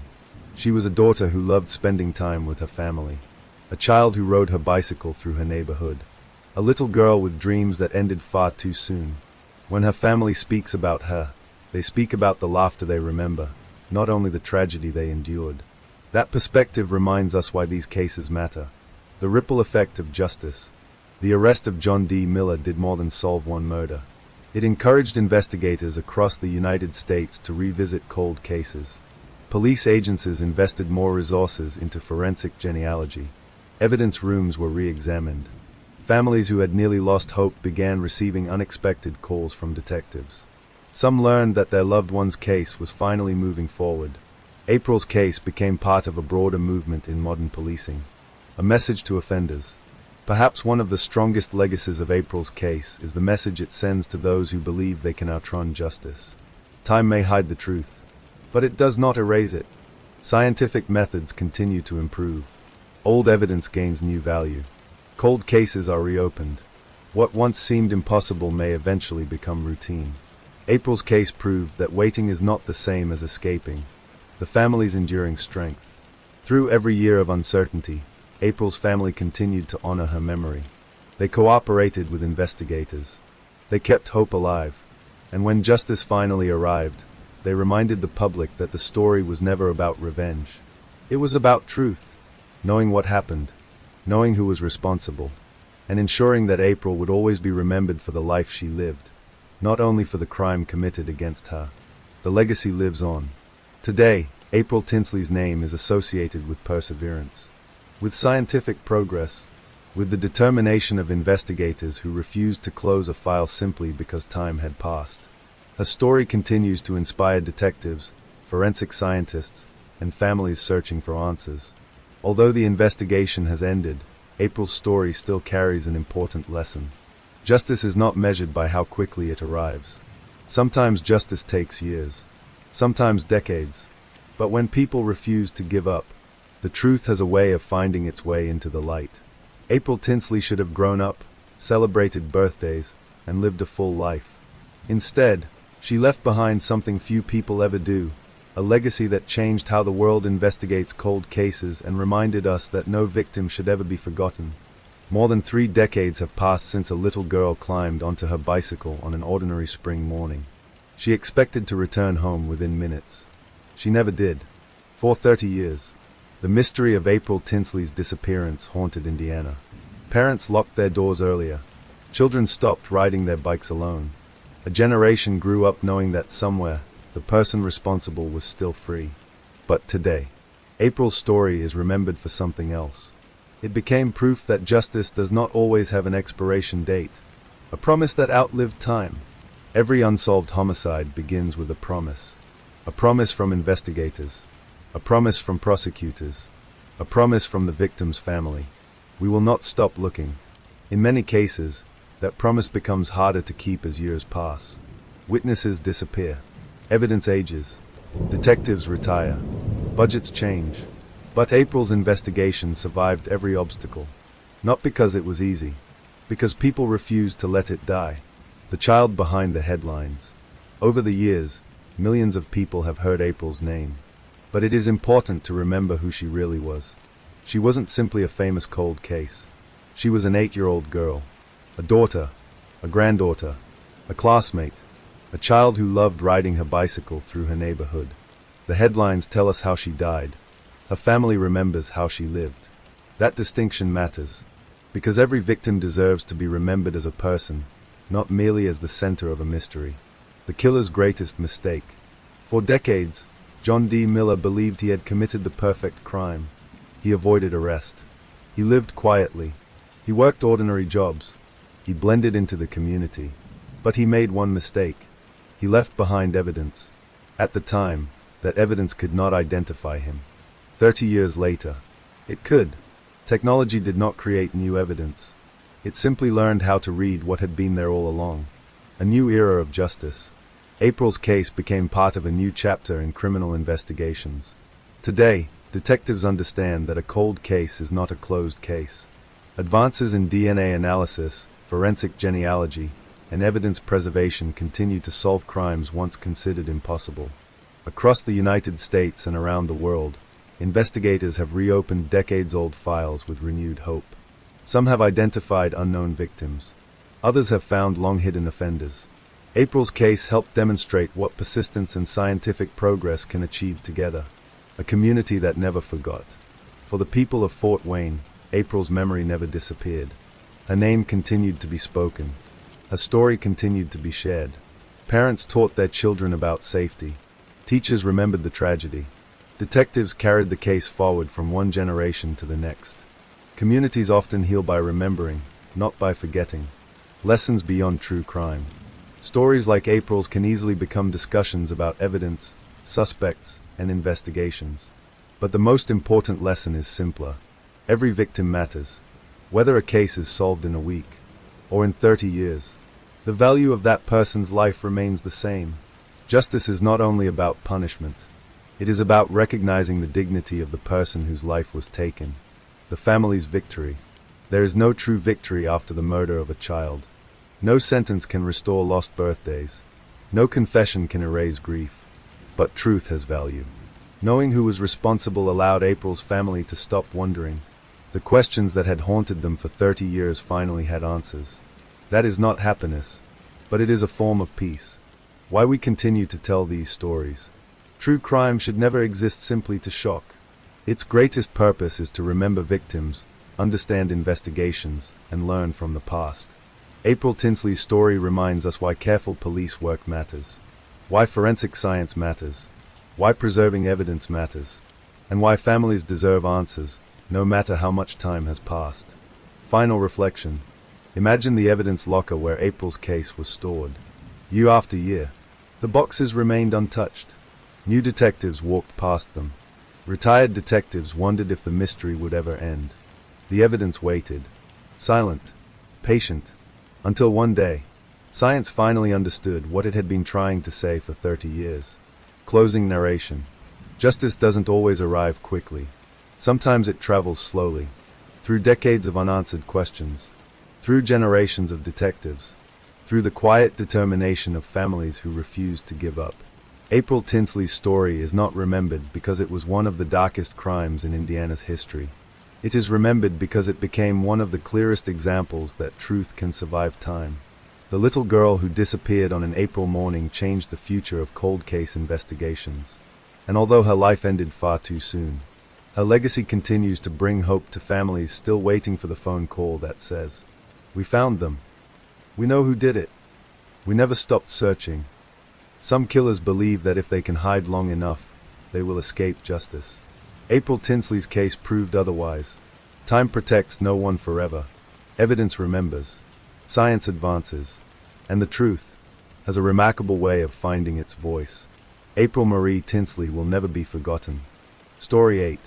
The lawyer's office smelled like old paper and burnt coffee, and Elena Voss had been sitting across from him for 11 minutes before she said anything at all. "I didn't know she had a house," Elena said finally. Mr. Halloway, a thin man with reading glasses perched too far down his nose, slid a manila folder across the desk. Your Aunt Ruth kept a lot of things quiet. The property's out on Marigold Lane, in Cedar Holt. Paid off, no liens. She left it to you outright. Elena had met her great-aunt Ruth exactly 4 times in her life.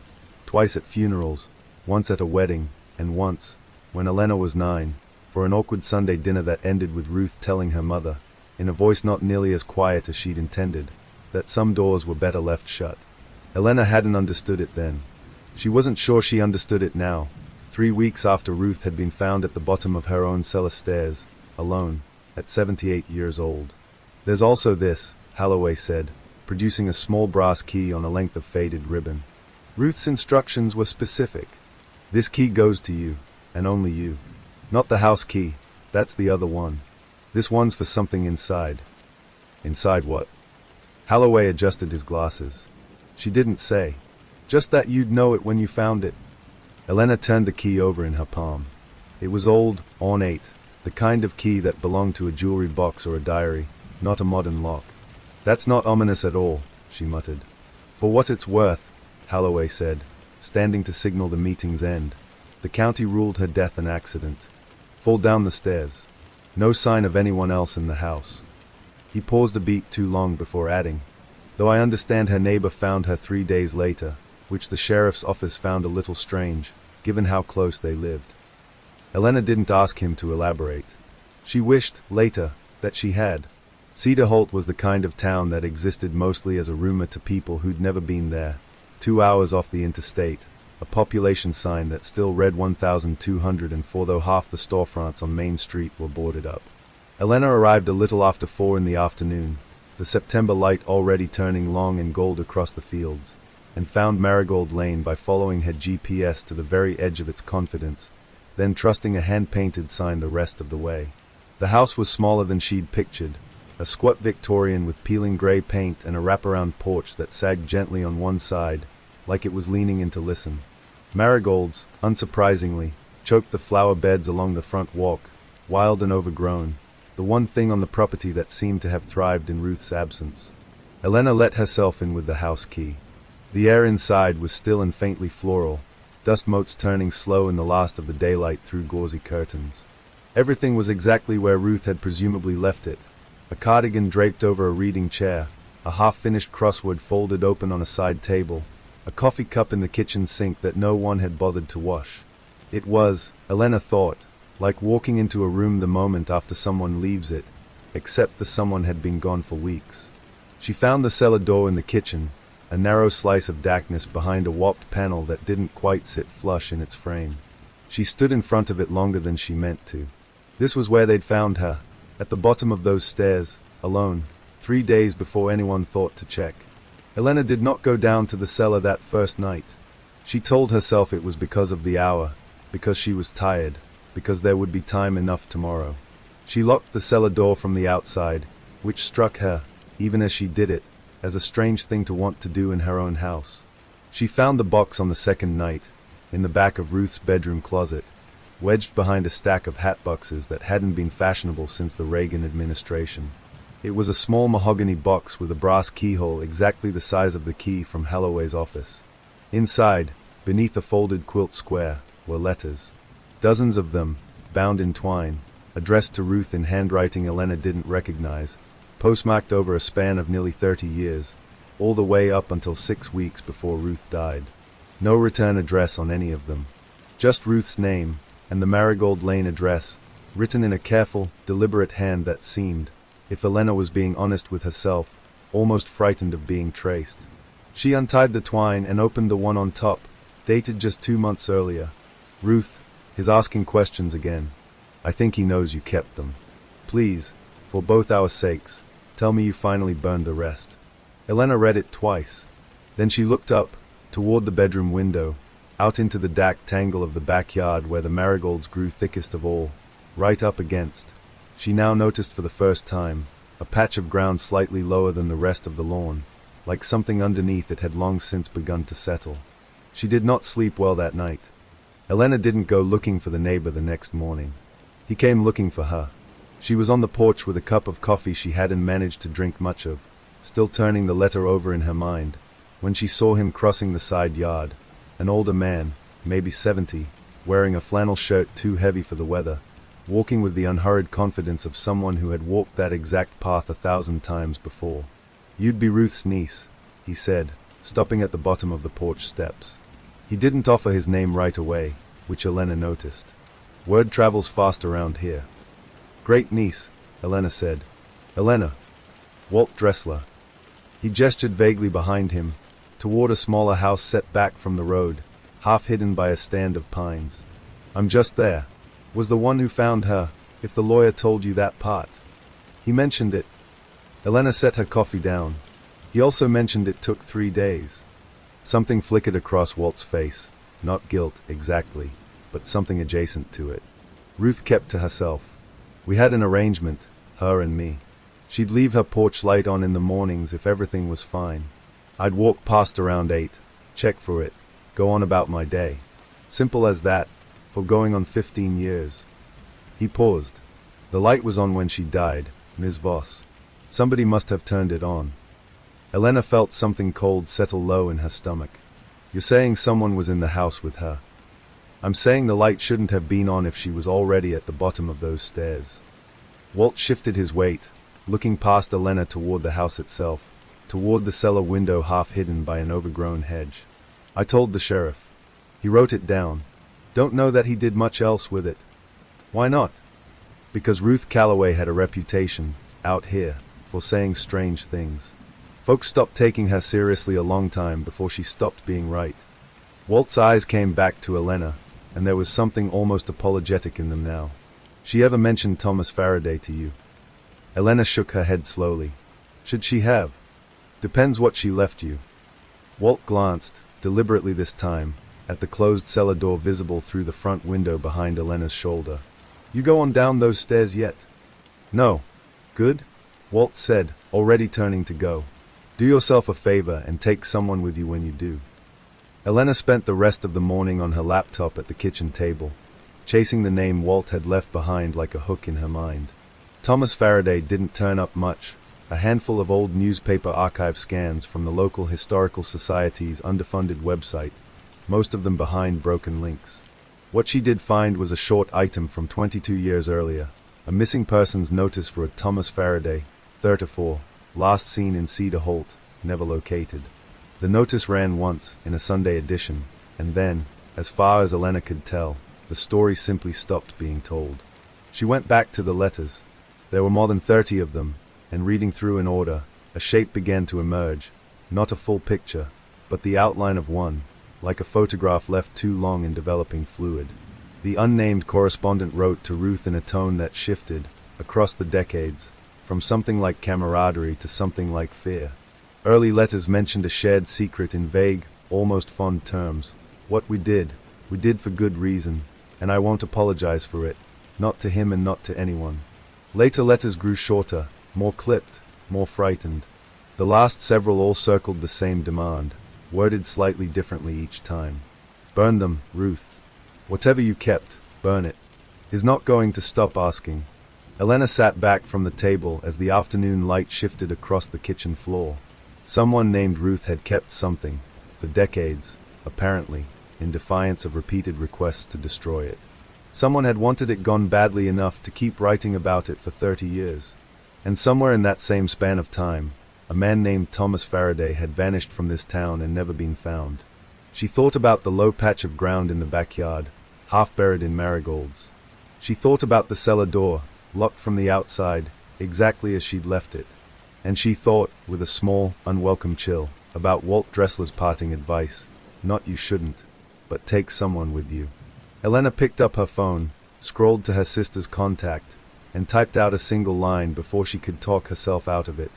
"Any chance you can come stay with me for a few days? I think Great Aunt Ruth left me more than a house."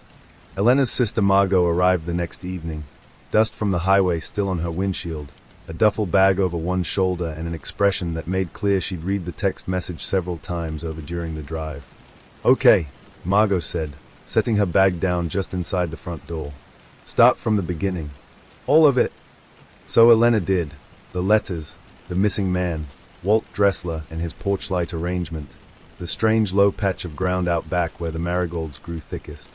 Margot listened without interrupting, which was unlike her, and by the time Elena finished, the kitchen had gone dark enough that neither of them had noticed until Margot reached over and clicked on the lamp. "So we're doing the cellar tonight," Margot said. It wasn't a question. "You don't have to." "I drove 2 hours because you said more than a house, Elena. We're doing the cellar tonight." The cellar door stuck in its frame, the way it had the first night, and it took both of them pulling before it gave way with a groan that seemed to echo further down than a house this size should have allowed. The stairs beyond were narrow, wooden, the kind that had clearly been built for a much smaller era of storage, root vegetables and canned preserves, not whatever waited at the bottom now. Margot went first, flashlight in hand, testing each step before committing her weight to it. "This is the part in every movie where I'd be yelling at the screen," she muttered. "Then let's not be that movie." The cellar itself was smaller than Elena expected, low-ceilinged, lined with the kind of wooden shelving that had probably held Ruth's canning jars decades earlier. Most of the shelves were empty now, save for a scattering of dust and a single cardboard box shoved into the far corner, half collapsed with age. It was the floor that caught Elena's attention first. A section near the back wall where the old poured concrete gave way, abruptly, to a patch of hard-packed dirt, roughly the size and shape of a shallow grave. Neither of them said anything for a long moment. "That's not original to the house," Margot said finally, quietly, like she was afraid of being overheard by something other than her sister. Elena crouched down near the edge of the dirt patch, running her fingers along the seam where old concrete met bare earth. "Someone broke through this floor. A long time ago, from the look of it." She glanced back toward the box in the corner. "Help me with that." The box, when they dragged it out into better light, held nothing more sinister than old photo albums, brittle at the edges, the kind of thing anyone might keep in a cellar for lack of better storage.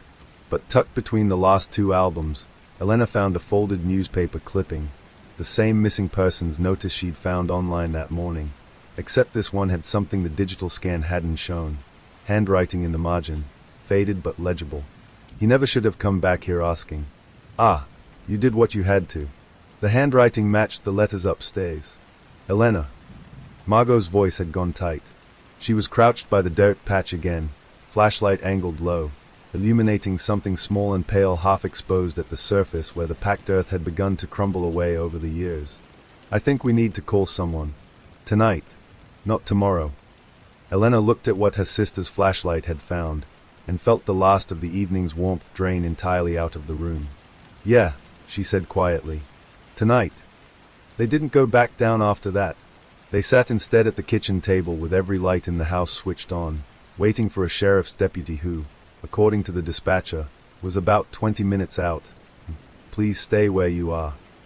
Elena kept the letters spread in front of her, rereading the last one Ruth had ever received.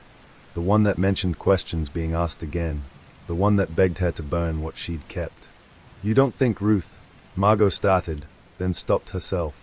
"I don't know what I think," Elena admitted. "But someone wrote her 30 years of letters asking her to destroy evidence of something. And 3 days before anyone found her at the bottom of those stairs, her porch light was on when it shouldn't have been." She looked toward the cellar door, still hanging open behind them, darkness pooling at the top of the stairs like something patient. Whatever happened down there, Ruth didn't do it alone. And I don't think whoever helped her wanted it found. Not then. Maybe not now, either. Outside, headlights swept slowly across the front windows, and for the first time since she'd arrived in Cedar Holt, Elena felt something like relief at the sight of them. The deputy who arrived was younger than Elena expected, mid-30s, notepad already out before he'd fully closed his car door, and he introduced himself as Deputy Cole Ashby, apologizing for the drive as though it had been his fault the town was so spread out. He listened to their account of the cellar with a patience that struck Elena as practiced rather than genuine, the look of a man who had heard 100 stories about this town's strange corners and had learned to nod along regardless. It wasn't until Margot mentioned the name Thomas Faraday that his expression actually changed. "You said Faraday?" Cole asked, pen stilling over his notepad. "You know the name," Elena said. It wasn't really a question. Everyone who's worked this county more than a few years knows the name. Cole set the notepad down on the kitchen table, choosing his words with visible care.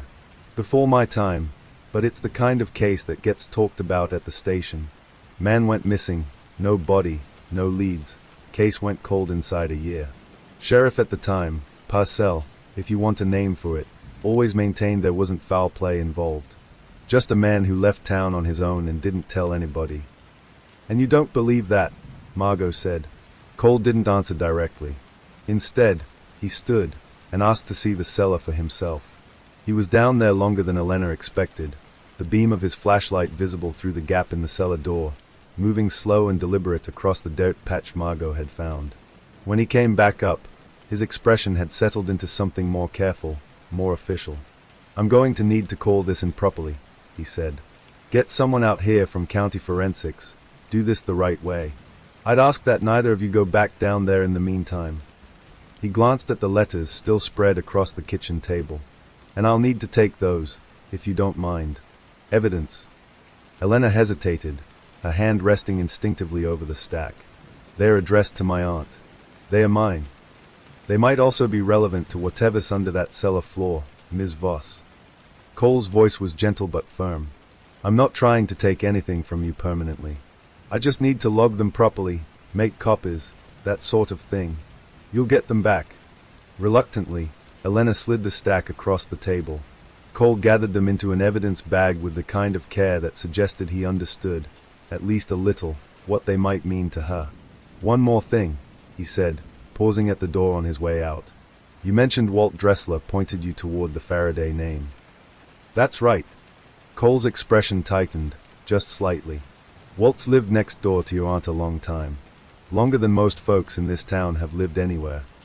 He paused, as if weighing how much to say. "I'd be careful how much you tell him, going forward. Not accusing him of anything.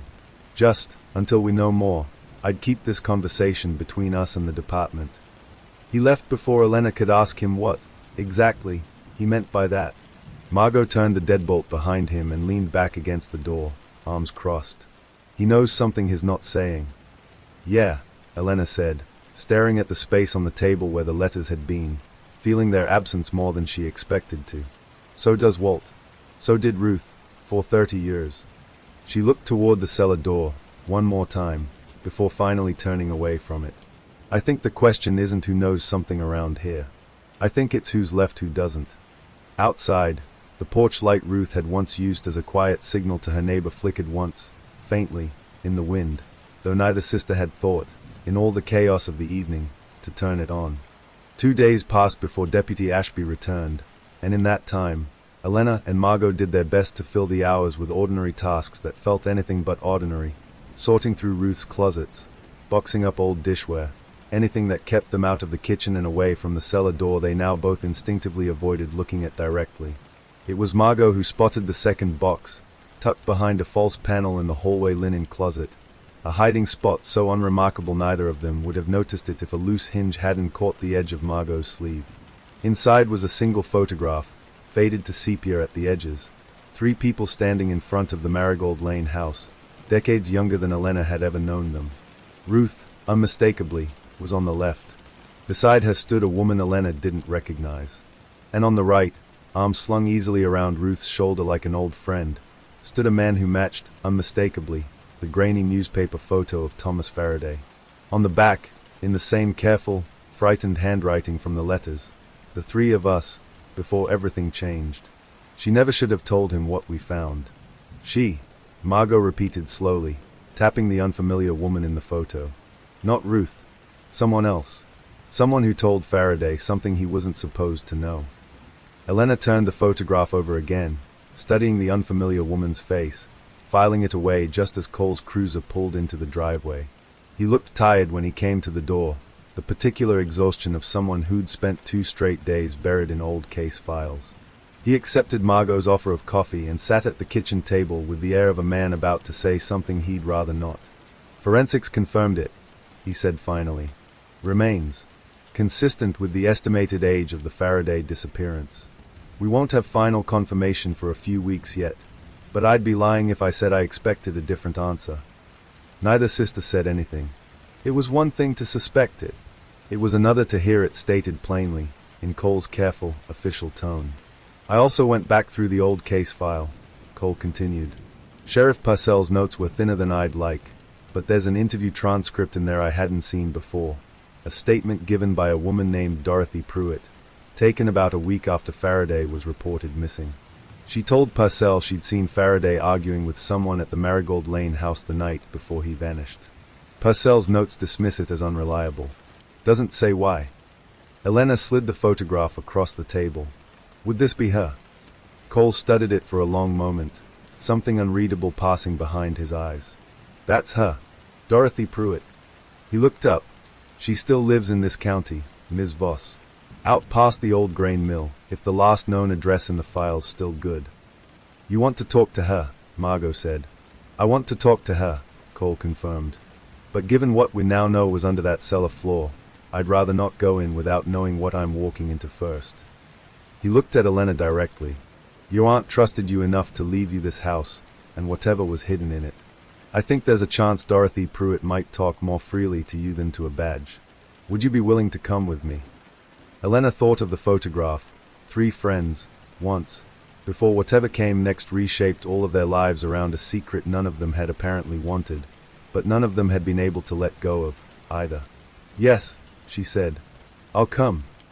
The old grain mill had long since stopped operating, its silo rusted to the color of dried blood against the pale autumn sky, but the house past it was tidier than Elena expected, a small, well-kept bungalow with fresh mums planted along the walkway, as if someone had decided, late in life, to finally take care of the things within reach. Dorothy Pruitt answered the door herself. She was small and silver-haired, sharper-eyed than her 80-some years suggested, and the moment she saw Elena standing beside Deputy Ashby, something in her face folded inward, like a held breath finally released. You're Ruth's girl, she said. Not a question. Her great niece. Elena. I know who you are. I've been waiting for someone to come ask me about that house for 30 years. Dorothy stepped back from the door, holding it open. You'd better come in before I lose my nerve. She made tea nobody drank and sat across from them in a small, cluttered living room crowded with photographs of a life Elena knew nothing about. Children, grandchildren, a husband long since passed. Dorothy folded her hands in her lap and stared at them for a long moment before she began. Thomas Faraday, she said, was not a good man. I want that understood before anything else. Whatever you found under that floor, whatever you think of Ruth for it, you didn't know him. I did. Cole kept his notepad closed on his knee, letting her talk without interruption. The 3 of us grew up together, out here. Me, Ruth, and Thomas. Thick as thieves as children, and for a long while after. But Thomas had a cruelty in him that got worse as he got older, not better. He hurt people. Women, mostly. Quietly, carefully, in ways that were hard to prove and easy for a small town to look past. Dorothy's hands tightened in her lap. He hurt someone I loved very much. And when I finally told Ruth what he'd done, really told her, all of it, she believed me. Not everyone did. But Ruth did. What happened? Elena asked quietly. I don't fully know, Dorothy admitted. That's the truth of it, and I've had 30 years to make peace with not knowing all of it. Ruth went to speak with him herself, the night he disappeared. I begged her not to go alone, but Ruth was never one to be talked out of anything once she'd decided on it. Dorothy's eyes went distant, somewhere far behind the 2 of them. She came to me 2 days later, told me it was handled, told me never to ask her about it again, and never to speak his name where anyone could hear. And God forgive me, I didn't ask. I let it go, for 30 years, because some part of me was relieved he was gone, and I've had to live with what that relief says about me every day since. The room was silent except for the ticking of an old mantel clock. There was another letter, Dorothy said finally, quieter now. The last one I ever wrote her, a few months before she died. Someone had come around asking questions, a man claiming to be researching local history, of all things, but asking very specific questions about Thomas Faraday, about the old grain mill families, about who might have had reason to want him gone. She looked up, and for the first time, real fear crossed her face. I don't think that man was researching anything, Deputy. I think someone finally started looking for Thomas Faraday themselves. And I think whoever that was, they may already know a great deal more than either of us would like. Cole finally opened his notepad. Did this man give a name? Dorothy shook her head slowly. No, But he left a card. I kept it, out of habit more than anything. She rose, moved to an old writing desk in the corner, and returned with a plain business card, slightly yellowed with age. Elena took it from her hands and read the name printed there, and felt something cold settle deep in her chest, because it was a name she recognized, and not from the letters, or the photograph, or anything Dorothy had told them. It was a name she'd seen just that morning, printed on the side of Deputy Ashby's own patrol car, listed as the arresting officer on an old, unrelated file she'd glimpsed on his passenger seat. She looked up slowly, and found Cole already watching her, his expression unreadable in a way it hadn't been a moment before. The card sat between them on Dorothy's coffee table like something radioactive. Elena kept her eyes on it rather than on Cole, buying herself a few seconds to think. Sheriff's Deputy Cole Ashby, Dorothy read aloud, squinting at it in confusion. That's you, isn't it? But this card's not. This isn't a badge number. It's some kind of research firm. Ashby and Cole Historical Consulting. She looked up. That's not the same thing at all, is it? Cole's face had gone carefully blank, the practiced stillness of someone deciding, in real time, how much of the truth to spend. My grandfather, he said finally. Not me. His name was Warren Ashby. He ran a small research outfit out of Cedar Holt for years before he passed. Genealogy work, mostly, some local history for the Historical Society. He took the card gently from Elena's hands, turning it over as though he could find something new on the blank back of it. I didn't know he'd ever done anything connected to the Faraday case. You're certain, Elena said. It came out sharper than she intended. I'm not certain of anything right now, Ms. Voss, and I'd rather be honest about that than pretend otherwise. Cole set the card down carefully. But I can tell you my grandfather died 4 years ago, and whatever he was asking Mrs. Pruitt about, he wasn't doing it as a sheriff's deputy, because he never was one. If someone was digging into this case using his name and his business, it wasn't official, and it wasn't me. Dorothy watched the exchange with the sharp, unblinking attention of someone twice their age who had long since stopped being surprised by anything people said to protect themselves. There's an easy way to settle whether you're telling the truth, young man, she said. Warren Ashby kept an office in town, above the old hardware store, far as I remember. If he left files behind, they'd still be there. Cedar Holt doesn't exactly clean things out in a hurry. Cole was quiet for a moment. Then he nodded, slowly, like a decision was settling into place. I can get us in there, legally, since I'm listed as next of kin on the lease. He looked to Elena. If you're willing to keep going. Elena thought of Ruth's letters, of the dirt patch in the cellar, of 30 years of silence finally starting to come apart at the seams, and found, somewhat to her own surprise, that she had no interest in stopping now. I'm willing, she said. The office above the old hardware store hadn't been touched in what looked like years. A thin film of dust over everything, filing cabinets rusted shut at the hinges, a desk calendar frozen on a month from half a decade ago. Cole worked the ancient lock with a key he'd apparently carried out of some obligation of grief rather than practicality, and the door groaned open onto a room that smelled of old paper and mouse droppings.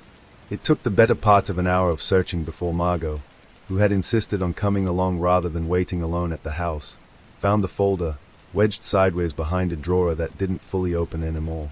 Faraday, T, handwritten on the tab in the same careful script Elena now recognized from 3 decades of letters preserved in a mahogany box. Inside was a single typed page, dated some 18 months before Warren Ashby's death, along with a handful of photographs Elena didn't recognize. The Marigold Lane house, taken from a distance, the cellar window circled in red pen. The typed page read, in the clipped, professional language of someone documenting rather than accusing.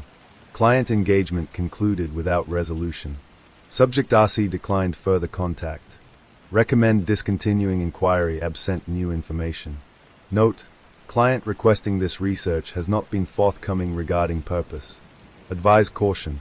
Client, Margot repeated, reading over Elena's shoulder. Someone hired your grandfather to look into this. Someone who wasn't Ruth and wasn't Dorothy. Cole's jaw tightened.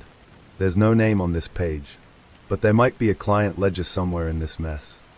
He looked around the ruined office with something like dread. This is going to take a while.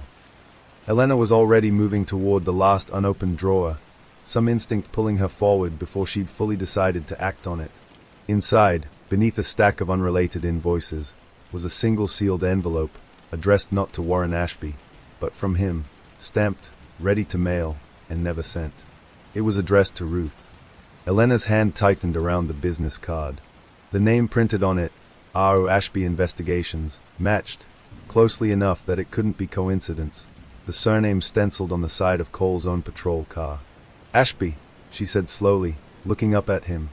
That's not a common name around here, is it? Cole's jaw tightened. For the first time since she'd met him, he looked less like an officer conducting an interview and more like a man caught somewhere he hadn't meant to be seen. My uncle, he said finally. Randall Ashby. He retired from private investigation work about 5 years ago. He held Elena's gaze steadily, though something behind his eyes had gone careful, guarded. I didn't know he'd been out here asking questions about Faraday. I want to be clear about that. But you knew the name, Elena said. The moment I read it, you already knew. I recognized the CAD, Cole admitted. I didn't expect to see it here. Dorothy watched the exchange with the wariness of someone who had spent 30 years learning not to trust easy explanations. Your uncle came to my door, deputy, asking after a man who disappeared before you were likely even born. I'd like to know why, and I'd like to know now, badge or no badge. Cole was quiet for a long moment.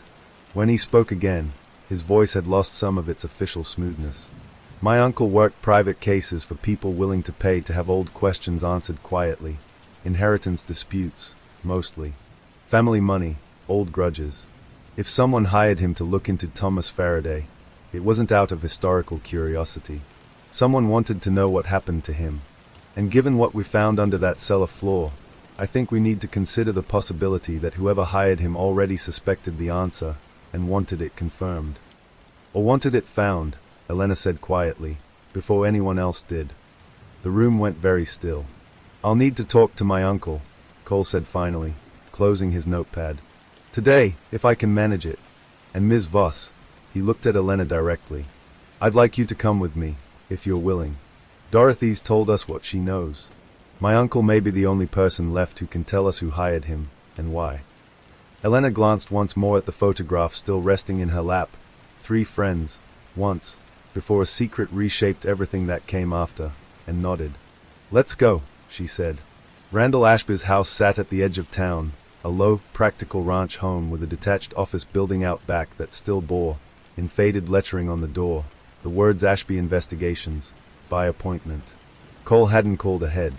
He said, on the drive over, that he wanted to see his uncle's reaction before the man had time to prepare one. Randall was older than Elena expected, 70s, broad-shouldered despite his age, with the kind of quiet, watchful stillness she imagined came from decades of sitting in cars on stakeouts. He didn't look surprised to see Cole. He looked, if anything, like a man who'd been waiting for this particular visit for a long time. Nephew, Randall said, opening the door before either of them could knock.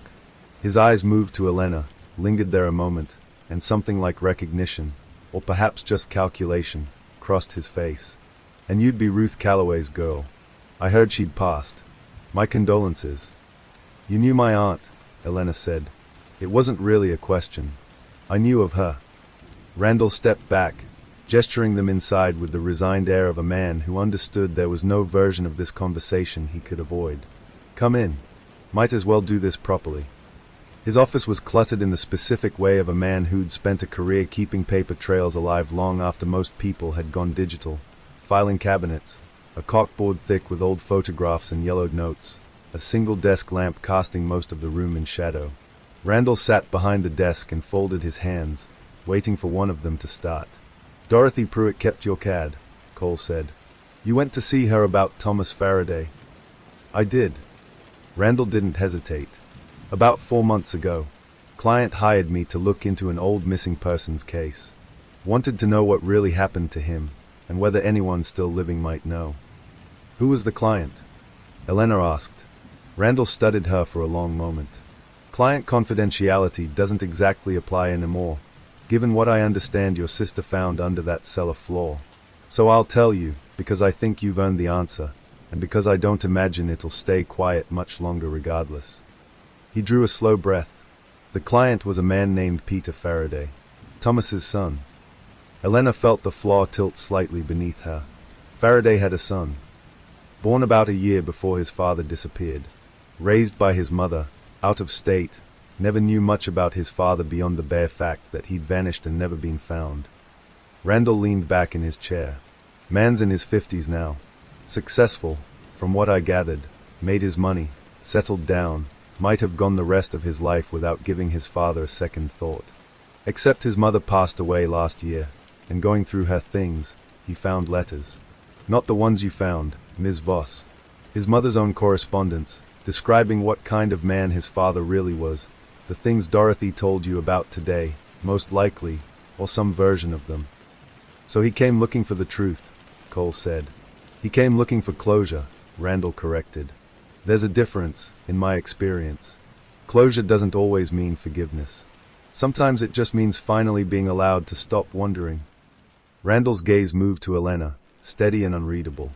I gave him what I found, which, at the time, wasn't much old rumors, an unreliable witness statement in a decades-old file, a name that kept surfacing wherever I looked, Ruth Calloway. Did he threaten her? Elena asked, her voice quieter than she meant it to be. Is that why she was writing letters like her life was in danger? I couldn't tell you what was in her mind, Randall said honestly. I only know what I gave my client, and I know that 4 months later, your aunt was found dead at the bottom of her own cellar stairs. He held Elena's gaze without flinching. I'm not saying Peter Faraday had anything to do with that. I'm saying I think you'd be wise to ask him directly, before you assume anything else. The office was quiet except for the low hum of the desk lamp. Outside, the light had begun to fade toward evening, and Elena found herself thinking, not for the first time since arriving in Cedar Holt, that some houses kept their secrets far longer than the people who built them ever intended. Where do we find him? She asked. Randall reached for a folder already sitting, she now realized, near the edge of his desk, as if some part of him had been expecting this exact question all along. Peter Faraday agreed to meet them at a diner off the interstate, a neutral, public place he'd chosen himself over the phone, in a voice Cole later described as cautious but not unwilling. He was already seated in a back booth when they arrived, a composed man in his 50s, gray at the temples, dressed like someone more accustomed to boardrooms than small-town diners. He didn't stand when they approached, but he did gesture for them to sit, and there was something almost relieved in the way he watched Elena settle into the booth across from him. I wondered when someone would find me, he said quietly. I suppose I should thank you for finally getting here. You knew we would, Cole said. I knew someone would, eventually. That's rather the point of hiring an investigator, deputy. You're hoping the questions you're asking will eventually surface somewhere they can't be ignored. Peter folded his hands on the table, glancing briefly at Elena. I understand you're the one who found what was under the cellar floor. I'm sorry for that. I imagine it wasn't an easy thing to walk into. You don't seem surprised there was anything to find, Elena said. I'm not. Peter's voice was steady, but something behind his eyes had gone distant. I spent most of my life believing my father simply left. A man who couldn't handle fatherhood, walked away, never looked back. That was the story my mother gave me, and for a long time, it was easier to believe than the alternative. He paused. It wasn't until she died and I went through her papers that I learned the fuller truth. What kind of man he actually was. What he'd done to women in this town, including someone Dorothy Pruitt loved very much. I won't pretend that discovery didn't complicate things for me. Complicate how? Cole asked. I hired Randall to find out what really happened to him, yes. But I want to be honest with you both, because I think you deserve honesty, given everything you've been through this week. Peter's hands tightened slightly on the table. Part of me wanted confirmation that he was dead. Not because I wished him dead, I never knew him well enough to wish him anything.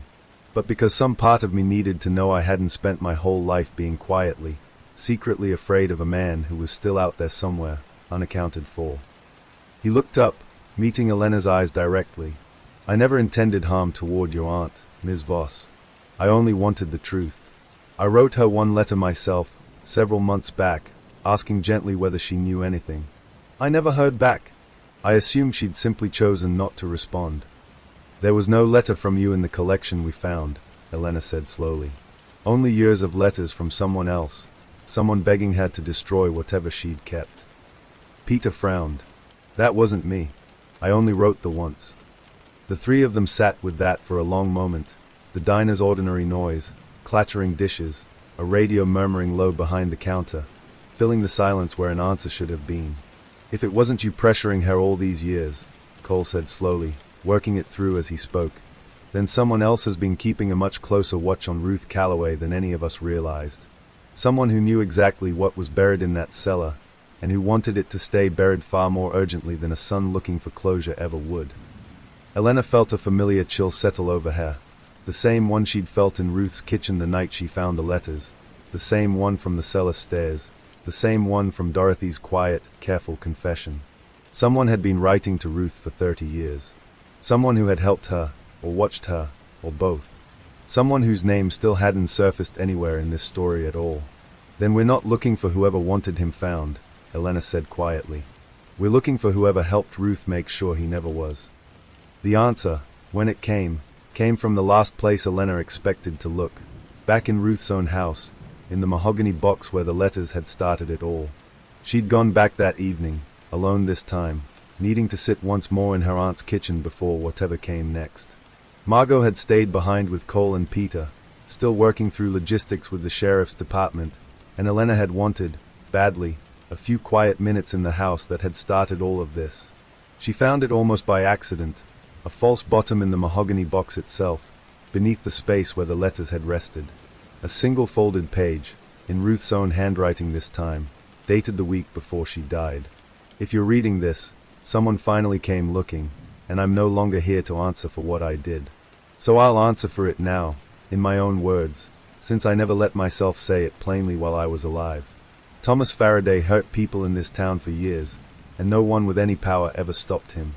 When Dorothy finally told me the truth of what he'd done, I went to him myself, meaning only to confront him, to tell him it had to end. He laughed at me. He told me no one would ever believe two old women over a respected man's word. And when I turned to leave, he grabbed me, and in trying to get free, I struck him with the nearest thing at hand. I didn't mean to kill him. I have told myself that every day since, and I believe it's true, though I understand it changes nothing for the family he left behind. Walt helped me after. He'd always cared for me more than either of us ever said aloud, and when he found me that night, he didn't ask questions. He simply helped me finish what panic had already started, and he never once asked anything of me in return except my silence about his part in it, for his own family's sake as much as mine. He's the one who's been writing to me all these years, though I know he'd never admit it if asked directly. He was afraid, every single day, that someone would come looking, and that I'd be the one to pay for what we did together. I am not asking forgiveness. I made my peace with what happened a long time ago, as much peace as a person can make with something like this. I only wanted whoever found this to know the truth plainly, rather than guessing at it forever the way this town has guessed at Thomas Faraday's disappearance for 30 years. Elena, if it's you reading this, I'm sorry to leave you something this heavy. Do with the truth whatever you think is right. I trust you more than I ever let myself say while I was alive. Ruth. Elena sat for a long time with the letter in her hands, the kitchen gone dark around her, before she finally picked up her phone and called Cole. Walt Dressler didn't deny it when Cole came for him the next morning. He seemed, if anything, almost relieved. A man finally set down a weight he'd carried quietly for 30 years, watching every morning for a porch light that meant the woman he'd protected was still, at least for one more day, safe. He was charged, eventually, with obstruction and evidence tampering. The passage of time and Ruth's own death complicated most of what else might have been pursued. Peter Faraday, for his part, said he found a strange, unexpected peace in finally knowing, not the peace of a happy ending, he told Elena before he left town, but the peace of no longer wondering. Elena stayed in Cedar Holt longer than she'd planned. She kept the house, in the end, though she tore up the section of cellar floor entirely and had it repoured, smooth and unbroken, the way it perhaps should have been all along. She planted new marigolds that spring, alongside Ruth's old ones, and some mornings, out of habit she couldn't quite explain, she found herself glancing toward the empty house next door, half expecting to see a porch light she now understood she would never need to watch for again. Story 9. The bakery on Fenwick Street opened at 6. though Marcus O'Day had usually been awake since 4:30, kneading dough in the quiet DAC before the delivery trucks started rumbling down the block. By the time the sun came up properly over the row houses across the street, the smell of bread would already be drifting out onto the sidewalk, and the regulars would start finding their way in, one by one, the way they had for the 11 years since Marcus's father first opened the place. Sunday mornings belonged to the corner table. It was nothing special to look at, a small, wobbly two-top by the window that Marcus had never quite gotten around to fixing, though he'd meant to for years. But every Sunday at 7:15 sharp, an elderly woman named Vivian Okafor claimed it, ordered the same cup of black coffee and a slice of lemon pound cake, and sat there for exactly 90 minutes, reading the newspaper cover to cover, before folding it neatly and leaving without fail by 8:45. She'd been doing this since before Marcus could remember. His father used to joke that Vivian had been coming to that table longer than Marcus had been alive, which was very nearly true. This particular Sunday, though, something was different. Vivian arrived at her usual time, ordered her usual order, but instead of unfolding the newspaper right away, she sat very still, looking out the window at nothing in particular, her hands folded on the table in front of her. Marcus noticed, the way he noticed most things about his regulars without quite meaning to. He brought her coffee over himself instead of sending it with his nephew, who usually handled the floor on Sundays. "You're quiet today, Miss Vivian." She looked up at him, and there was something in her expression he hadn't seen before. Not sadness, exactly, but something closer to a held breath. "My daughter called last night," she said. "First time in 6 years." Marcus set the coffee down slowly. He knew, in the vague way a person knows things about customers they've served for a decade without ever really asking, that there was history there, an estrangement of some kind, one Vivian had never elaborated on and Marcus had never pushed her to. "That's good news, isn't it?" he asked carefully. "I don't know yet," Vivian admitted. "She's coming to visit. Next Sunday. Wants to meet here, of all places." She looked around the small bakery as though seeing it fresh, the mismatched chairs, the chalkboard menu, the corner table she'd claimed as her own for over a decade. "I haven't told her this is my table. I don't know why that matters to me, but it does." Marcus pulled out the chair across from her, something he almost never did, but the bakery was quiet, and something about the moment seemed to call for it. "Can I ask what happened? Between the two of you?" Vivian was quiet for a long moment, her fingers tracing the rim of her coffee cup. "I said something to her, 6 years ago, that I've regretted every day since. About the man she chose to marry. About the life she chose to build with him, out on the coast, so far from here." Her voice grew softer. "I was wrong to say it, Marcus. I was scared, and grieving her father, and I took it out on the one person I had left. She stopped calling. I let her, because some stubborn, foolish part of me thought she should be the one to come back first. And now she's coming back first." "Now she's coming back first," Vivian agreed. "And I have exactly 1 week to figure out how to say I'm sorry for 6 years of silence, in a way that doesn't sound like 6 years too late." Marcus thought about Vivian's corner table more than usual that week. He thought about it while kneading dough in the dark hours before dawn, while restocking the pastry case, while listening to his nephew Kwame complain, not for the first time, about wanting to add oat milk to the menu. He thought about his own father, gone 4 years now, and the argument they'd had the month before he died. Something small and forgettable in the moment, the kind of disagreement fathers and sons have 100 times over the course of a life, except this particular one never got the chance to be resolved before it became the last thing they ever said to each other in anger. He understood, in a way he hadn't quite let himself examine before, exactly what Vivian was carrying into next Sunday. By Thursday, he'd made a decision. It wasn't a large gesture, nothing dramatic, nothing that would fix 6 years of silence in one afternoon. But it was something. He asked Kwame to help him move a second chair to the corner table, permanently, so that from now on, whoever sat there would have room enough to not sit alone. The week passed slowly for Vivian, the way weeks do when they are carrying more weight than usual. She found herself rehearsing conversations in her head while doing the dishes, while watering the single stubborn fern that had survived on her windowsill for going on 15 years, while lying awake at 2 in the morning turning over sentences that all sounded, in the dark, either too formal or too desperate. She hadn't told anyone else about the phone call. Not her sister, Not her book club, not even Marcus beyond that one quiet admission over coffee. It felt, somehow, too fragile a thing to say out loud more than once, as though speaking it too many times might wear a hole in it. Her daughter's name was Adiz. She was 34 now, which still startled Vivian sometimes to remember. In her mind, Adiz remained perpetually somewhere around 26, the age she'd been the last time they'd truly spoken as mother and daughter, before the wedding, before the argument, before 6 years folded quietly into the space between them. On Wednesday, Vivian did something she hadn't done in longer than she could admit. She took out an old photo album, the physical kind, pages sticky with age, and looked through pictures of Adiz as a child. A gap-toothed 7-year-old holding a fishing rod nearly as tall as she was.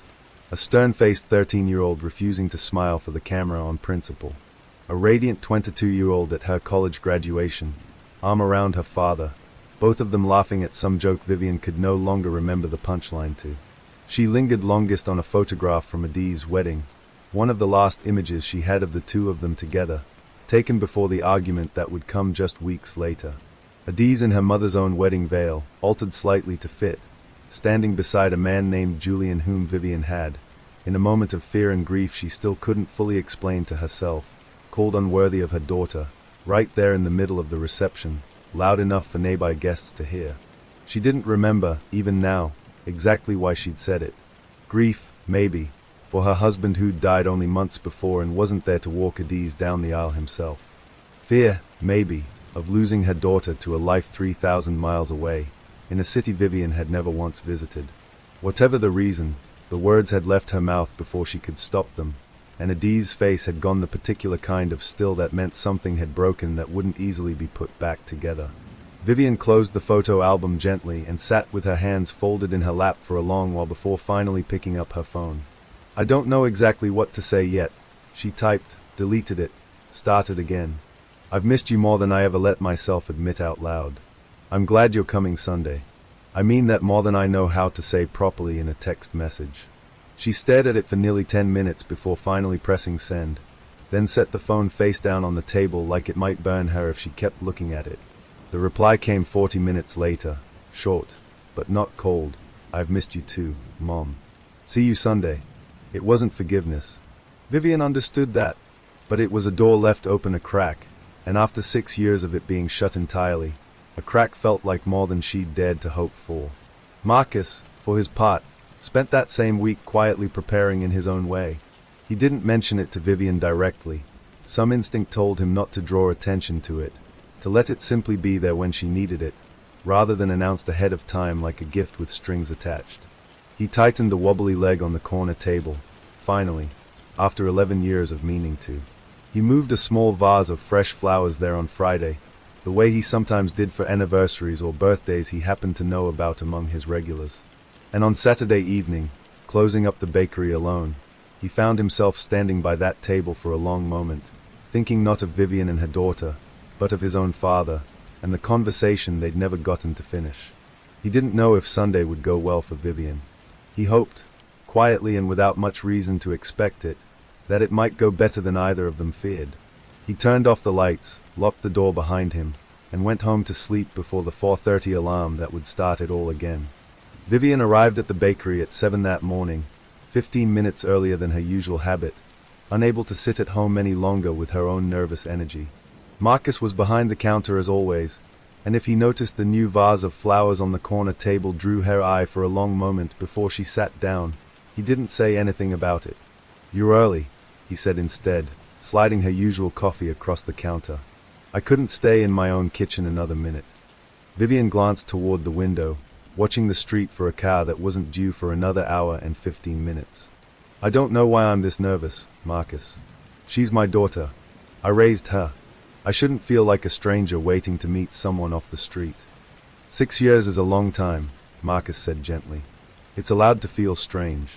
That doesn't mean it won't also feel right, once you're actually sitting across from each other." Vivian managed a small, tired smile. "When did you get so wise about all this?" Marcus thought, briefly, of his father, of an argument that never got resolved because time ran out before either of them found the courage to fix it. "Let's just say I've got my reasons for hoping today goes well for you."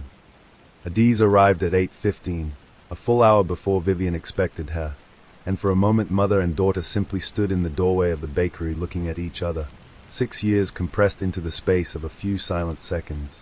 She looked older than the photographs Vivian had spent all week revisiting, a few more lines around her eyes, her hair cut shorter than she'd ever worn it as a young woman, but unmistakably, achingly, still her daughter. "Hi, Mom," Adiz said finally, her voice smaller than Vivian remembered. "Hi, baby." Vivian's own voice cracked on the second word, and whatever careful, rehearsed opening she'd prepared over the past week dissolved entirely. "I'm so glad you came." They sat at the corner table. The new chair Marcus had added fit perfectly, as though it had always belonged there, and for a while, neither of them said much of anything at all. Adiz ordered tea instead of coffee, which Vivian noted was new, a small unfamiliar detail in a daughter she thought she knew completely. Vivian found herself studying her daughter's face for signs of the anger she'd expected, and found, instead, mostly exhaustion, and underneath that, something that looked almost like hope. "I owe you an apology," Vivian said finally, before she could lose her nerve. "Not the kind I've been rehearsing all week, either, because every version I practiced sounded like I was making excuses for myself, and I don't want to do that. I said something cruel to you at your wedding, about Julian, about your choices, and I said it because I was grieving your father and afraid of losing you too, and neither of those things excuses what I did. I'm sorry, Adiz. I've been sorry for 6 years. I just didn't know how to say it in a way that felt like enough." Adiz was quiet for a long moment, turning her teacup slowly in her hands. "I used to rehearse things too," she admitted. "Whole conversations, in my head, where I told you exactly how much you hurt me. Where I made you understand it, finally, after all those years of feeling like nothing I chose was ever quite good enough for you." She looked up, and there were tears in her eyes now, though her voice stayed steady. "But somewhere along the way, I got tired of being angry more than I wanted to keep being right. Julian's the one who finally convinced me to call. He said 6 years was long enough to be missing you for something neither of us could undo." "He sounds like a good man," Vivian said quietly. "I should have seen that from the beginning. I'm sorry I didn't." "He is," Adiz said, and for the first time that morning, something like a real smile broke through. "We have a daughter now, Mom. She's 2. Her name is Nia." She hesitated, then reached into her bag and pulled out her phone, turning the screen toward her mother. "I wanted you to see her before I said anything else. I wasn't sure how today would go." Vivian stared at the photograph, a small, round-faced toddler with her mother's same stubborn chin, and felt something in her chest crack open entirely, 6 years of grief and guilt and longing finally finding somewhere to go. "She's beautiful," Vivian whispered. "Adiz, she's beautiful." "She has your smile," Adiz said softly. "I noticed it the first time she really laughed. It stopped me cold, actually. Made me miss you more than I think I'd let myself admit, before that moment." Marcus, watching quietly from behind the counter, didn't interrupt. He simply refilled their cups when they ran low, and left them to the long, slow work of finding their way back to each other, one careful sentence at a time. They stayed at the corner table long past its usual 90-minute occupancy, past the point where the Sunday crowd had thinned and Marcus's nephew Kwame had started wiping down tables around them with the patient discretion of someone who understood exactly what kind of conversation shouldn't be rushed. "Tell me about her," Vivian said, still holding Adiz's phone, thumb hovering over the photograph as though touching it too hard might make it disappear. "Everything. I've missed 2 years of her already. I don't want to miss the telling of it too." Adiz laughed, a small, surprised sound, like she hadn't expected to laugh today at all. "She's stubborn. Impossibly stubborn, actually. Julian says she gets it from me, and I keep telling him I have no idea where that could possibly come from." She glanced at her mother, something rueful and warm passing between them. "She loves the ocean. We live close enough that we take her most weekends, and she'll sit right at the edge of the water for an hour if we let her, just watching the waves come in. Won't go in past her ankles, though. Not yet. Terrified of anything past her ankles." "Sounds like she has good instincts," Vivian said. "She has your stubbornness and my caution," Julian says, which he claims is either the best possible combination or the worst, depending on the day. Adiz scrolled to another photo, Nia asleep in a car seat, mouth open, one small fist curled against her cheek. I want you to meet her, Mom. That's actually part of why I wanted to come today. Not just to see you. To ask if you'd come out and visit. Properly, I mean. Stay a few days. Let her get to know her grandmother before she's old enough to wonder why she never has before now. Vivian felt her throat tighten. I'd like that more than almost anything I can think of. There's an ocean view spot down the block from us, Adiz added, a little more carefully now. Julian actually mentioned once that his mother's looking to relocate, once she retires next year. Thought maybe you two might like the same neighborhood, if you ever decided you wanted to be closer. She hesitated. I'm not saying you have to decide anything today. I just wanted you to know the door's open. All the way open, not just cracked. Vivian looked around the small bakery, the corner table she'd claimed as her own for over a decade, the chalkboard menu, the flowers Marcus had left there without ever mentioning why. She thought of 11 years of Sunday mornings spent alone with a newspaper, filling 90 minutes so the rest of the week didn't feel quite so empty. I think, she said slowly, I might like that very much. Though I'll admit, it took a fair number of Sundays to get comfortable in this particular chair. I don't know how quickly I'll get used to a new one. You'll have Nia to distract you, Adiz said. She's not big on letting anyone sit still for long. They both laughed at that, easily, the way they used to before 6 years, and one unkind sentence at a wedding reception had gotten in the way of it. It wasn't a full repair, Vivian understood. 6 years didn't unravel in a single Sunday morning, no matter how good the conversation. But it was a beginning, solid enough to build on, the way a good loaf needed time and patience more than it needed anything else. Marcus watched them from behind the counter as the bakery slowly emptied out around them, the Sunday rush long since past. When Vivian finally caught his eye on her way out, hand in her daughter's, she paused at the counter. Thank you, she said simply, for the chair. Marcus smiled, wiping down the espresso machine that didn't particularly need wiping. It was always going to need to, eventually. I'm just glad I got around to it in time. He watched them walk out together into the Sunday afternoon light, and found himself, not for the first time that year, thinking of his father, of the argument they'd never gotten to finish, of all the Sundays that had passed since without a corner table of his own to sit at and try again. That evening, after closing, he called his mother for the first time in longer than he'd like to admit, just to ask how she was doing, with no particular reason beyond the simple fact that he suddenly, urgently wanted to. The bakery on Fenwick Street looked much the same as it always had, though the corner table had earned a small reputation of its own by that spring. Regulars had started calling it the reunion table, half in jest, after word got around about Vivian and her daughter. Marcus never confirmed or denied the nickname. He simply kept 2 chairs there, permanently, and let people draw their own conclusions. Vivian still came on Sundays, though her routine had shifted in small, welcome ways. Every 3rd week now, she was gone entirely, out to the coast, to a small blue house 4 blocks from the ocean, where a 2-year-old with her mother's stubborn chin had started, according to Adiz's last phone call, refusing to leave the water past her ankles quite so strictly as before.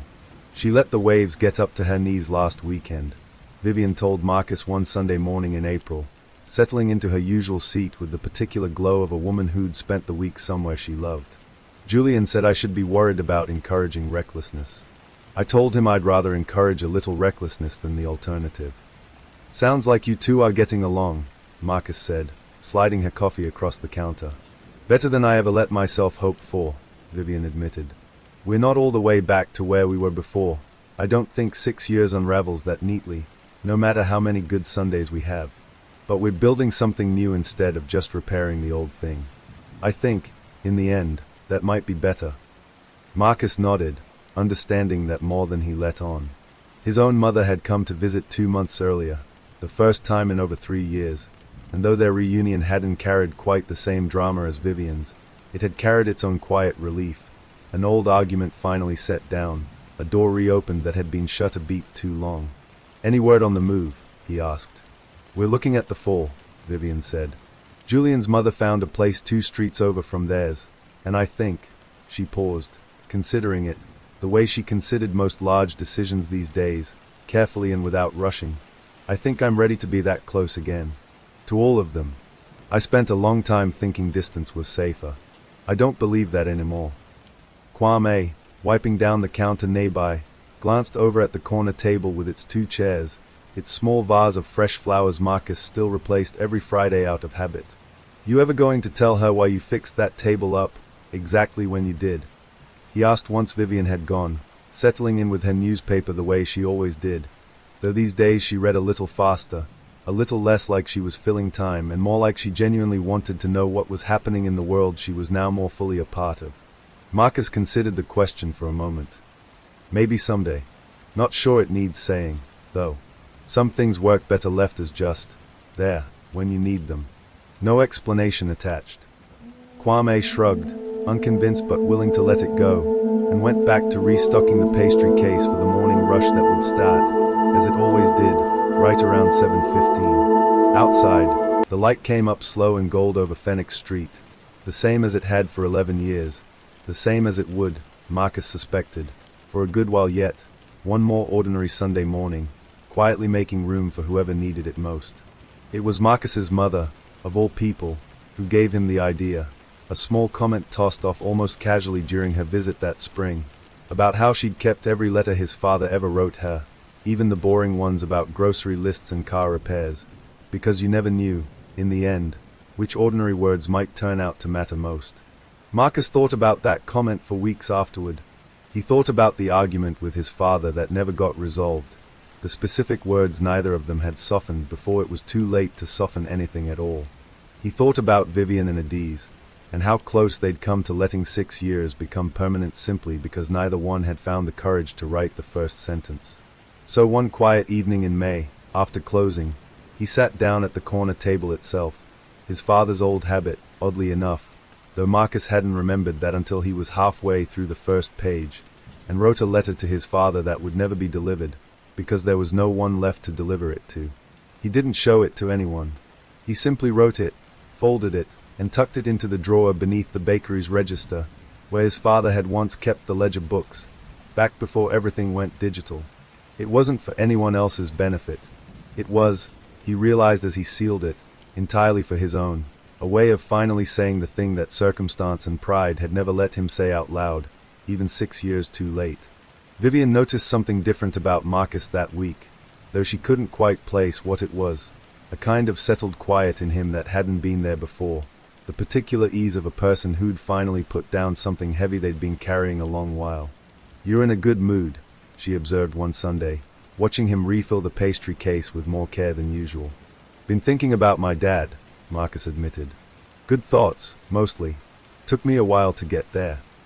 Vivian, who understood better than most people what it meant to carry an old regret quietly for years, only nodded. "That's the hard part, isn't it? Not the missing them. The making peace with the things you never got to finish saying." "Something like that," Marcus agreed. She studied him for a moment longer, then reached across the counter and patted his hand, once, the way she might have with a son of her own. "For what it's worth, I think he'd be proud of what you've built here. This table's done more good in this town than I think either of us fully understands yet." Marcus smiled, and didn't trust himself to answer that directly, so he simply refilled her coffee instead, and let the quiet, ordinary rhythm of another Sunday morning carry them both forward. By September, boxes had become a permanent fixture in Vivian's small kitchen, stacked neatly by the door, half of them labeled in her careful handwriting, half of them still gaping open with the particular chaos of a life being sorted into keep, give away, and I'll decide later. She'd sold the house in October, faster than she expected, to a young couple expecting their first child who seemed delighted by the stubborn ferns still thriving on the windowsill and asked, half joking, if it came with the place. Vivian had laughed and told them it absolutely did. Some things, she said, did better staying exactly where they'd always been. The bakery, was harder to leave than she'd expected. "I keep telling myself it's just coffee and cake," she admitted to Marcus on her last Sunday in town, the corner table between them looking, for the first time in 11 years, like something she was about to lose rather than simply occupy. "But it was never just that, was it?" "Wasn't for my father, either," Marcus said. "People don't come back to a place for 11 years because of the pastry, Miss Vivian. They come back because somewhere along the way, it stopped being a bakery and started being something closer to home." Vivian's eyes were bright, though she blinked the feeling back before it could fully take hold. I don't know how to thank you properly. For the chair. For all of it. You already did, Marcus said. Every Sunday, for longer than you probably realized. She left the following Wednesday, the last of the boxes loaded into a rental truck Julian had driven up specially to help with, Adiz fussing over logistics with the same brisk efficiency Vivian recognized, with some pride, as entirely her own inheritance. Nia, now old enough to voice strong opinions about nearly everything, declared the truck very big no fewer than 6 times during the loading process, to everyone's quiet amusement. Before they pulled away, Vivian asked Julian to stop one last time at the bakery, just for a few minutes, just to say a proper goodbye. Marcus met her at the door with a small paper bag, a slice of lemon pound cake, wrapped carefully, and beneath it, an old photograph he'd found while cleaning out a drawer that spring. His father, decades younger, standing beside a much younger Vivian at what looked like the bakery's original opening day, both of them laughing at something lost now to time. Found this going through some old things, Marcus said. Thought you should have it. Looks like you two went further back than I ever realized.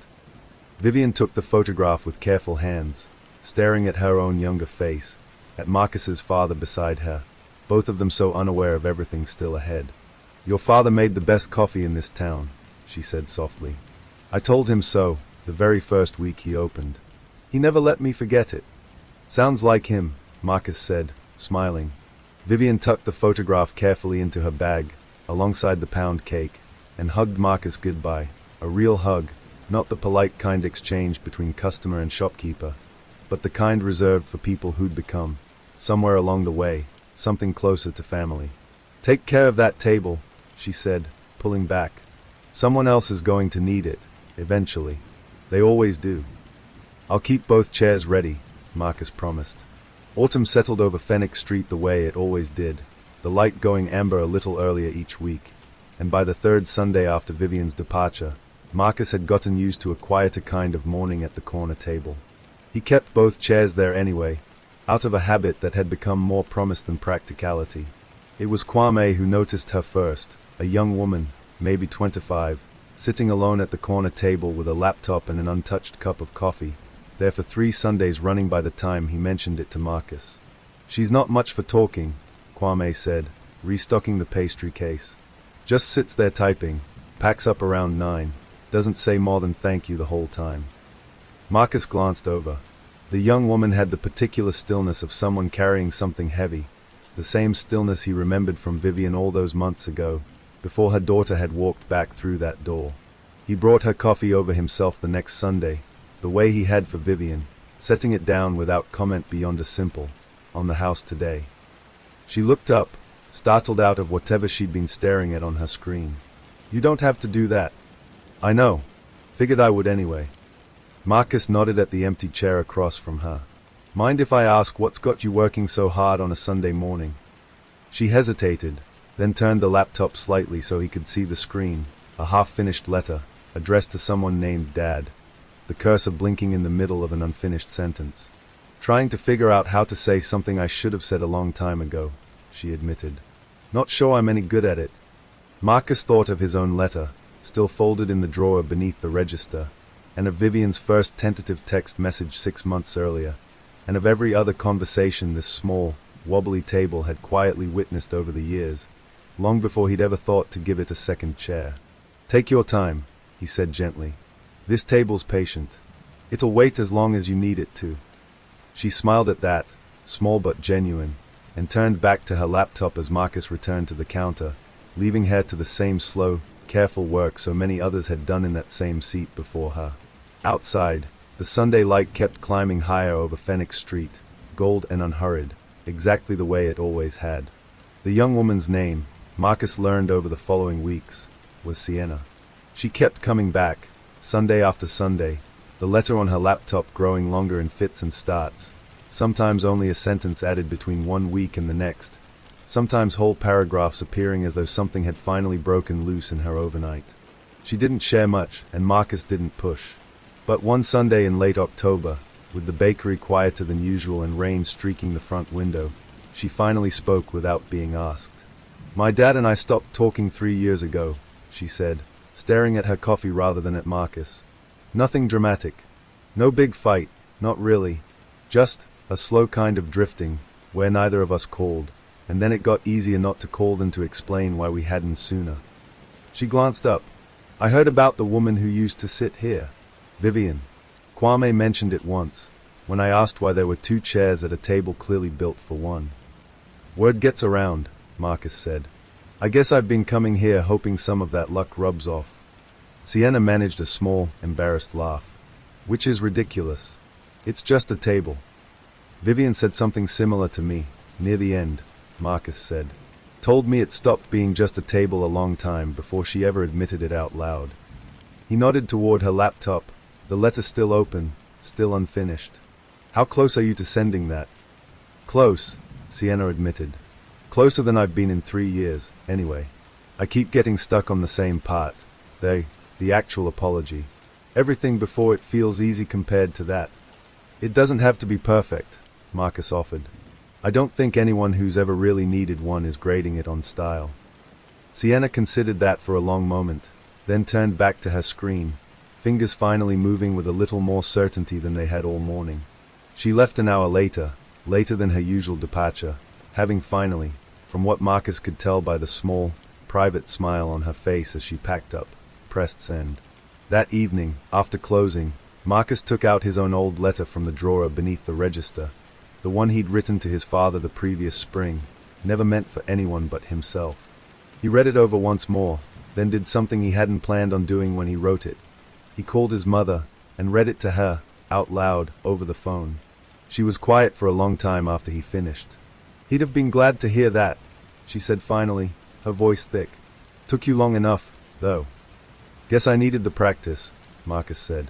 Had some help figuring that out.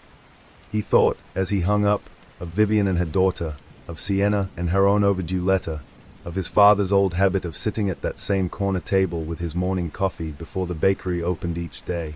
Some tables, he was starting to understand, simply collected these things over time, not by any special design, just by being there, patiently, for as long as someone needed them to be. Winter came early that year, the first frost settling over Phoenix Street by mid-November, and the bakery's front window fogged each morning with the warmth of the ovens inside. Marcus had gotten so used to the rhythm of the corner table's quiet turnover, one story ending, another quietly beginning, that he almost didn't notice, at first, when Sienna arrived one Sunday with someone beside her. He was an older man, gray-haired, walking with the careful stiffness of someone recovering from a long illness or a longer distance traveled. Sienna caught Marcus's eye across the bakery and gave him a small, nervous smile before guiding the man toward the corner table. This is my dad, she said, once they'd settled into the two chairs. Robert.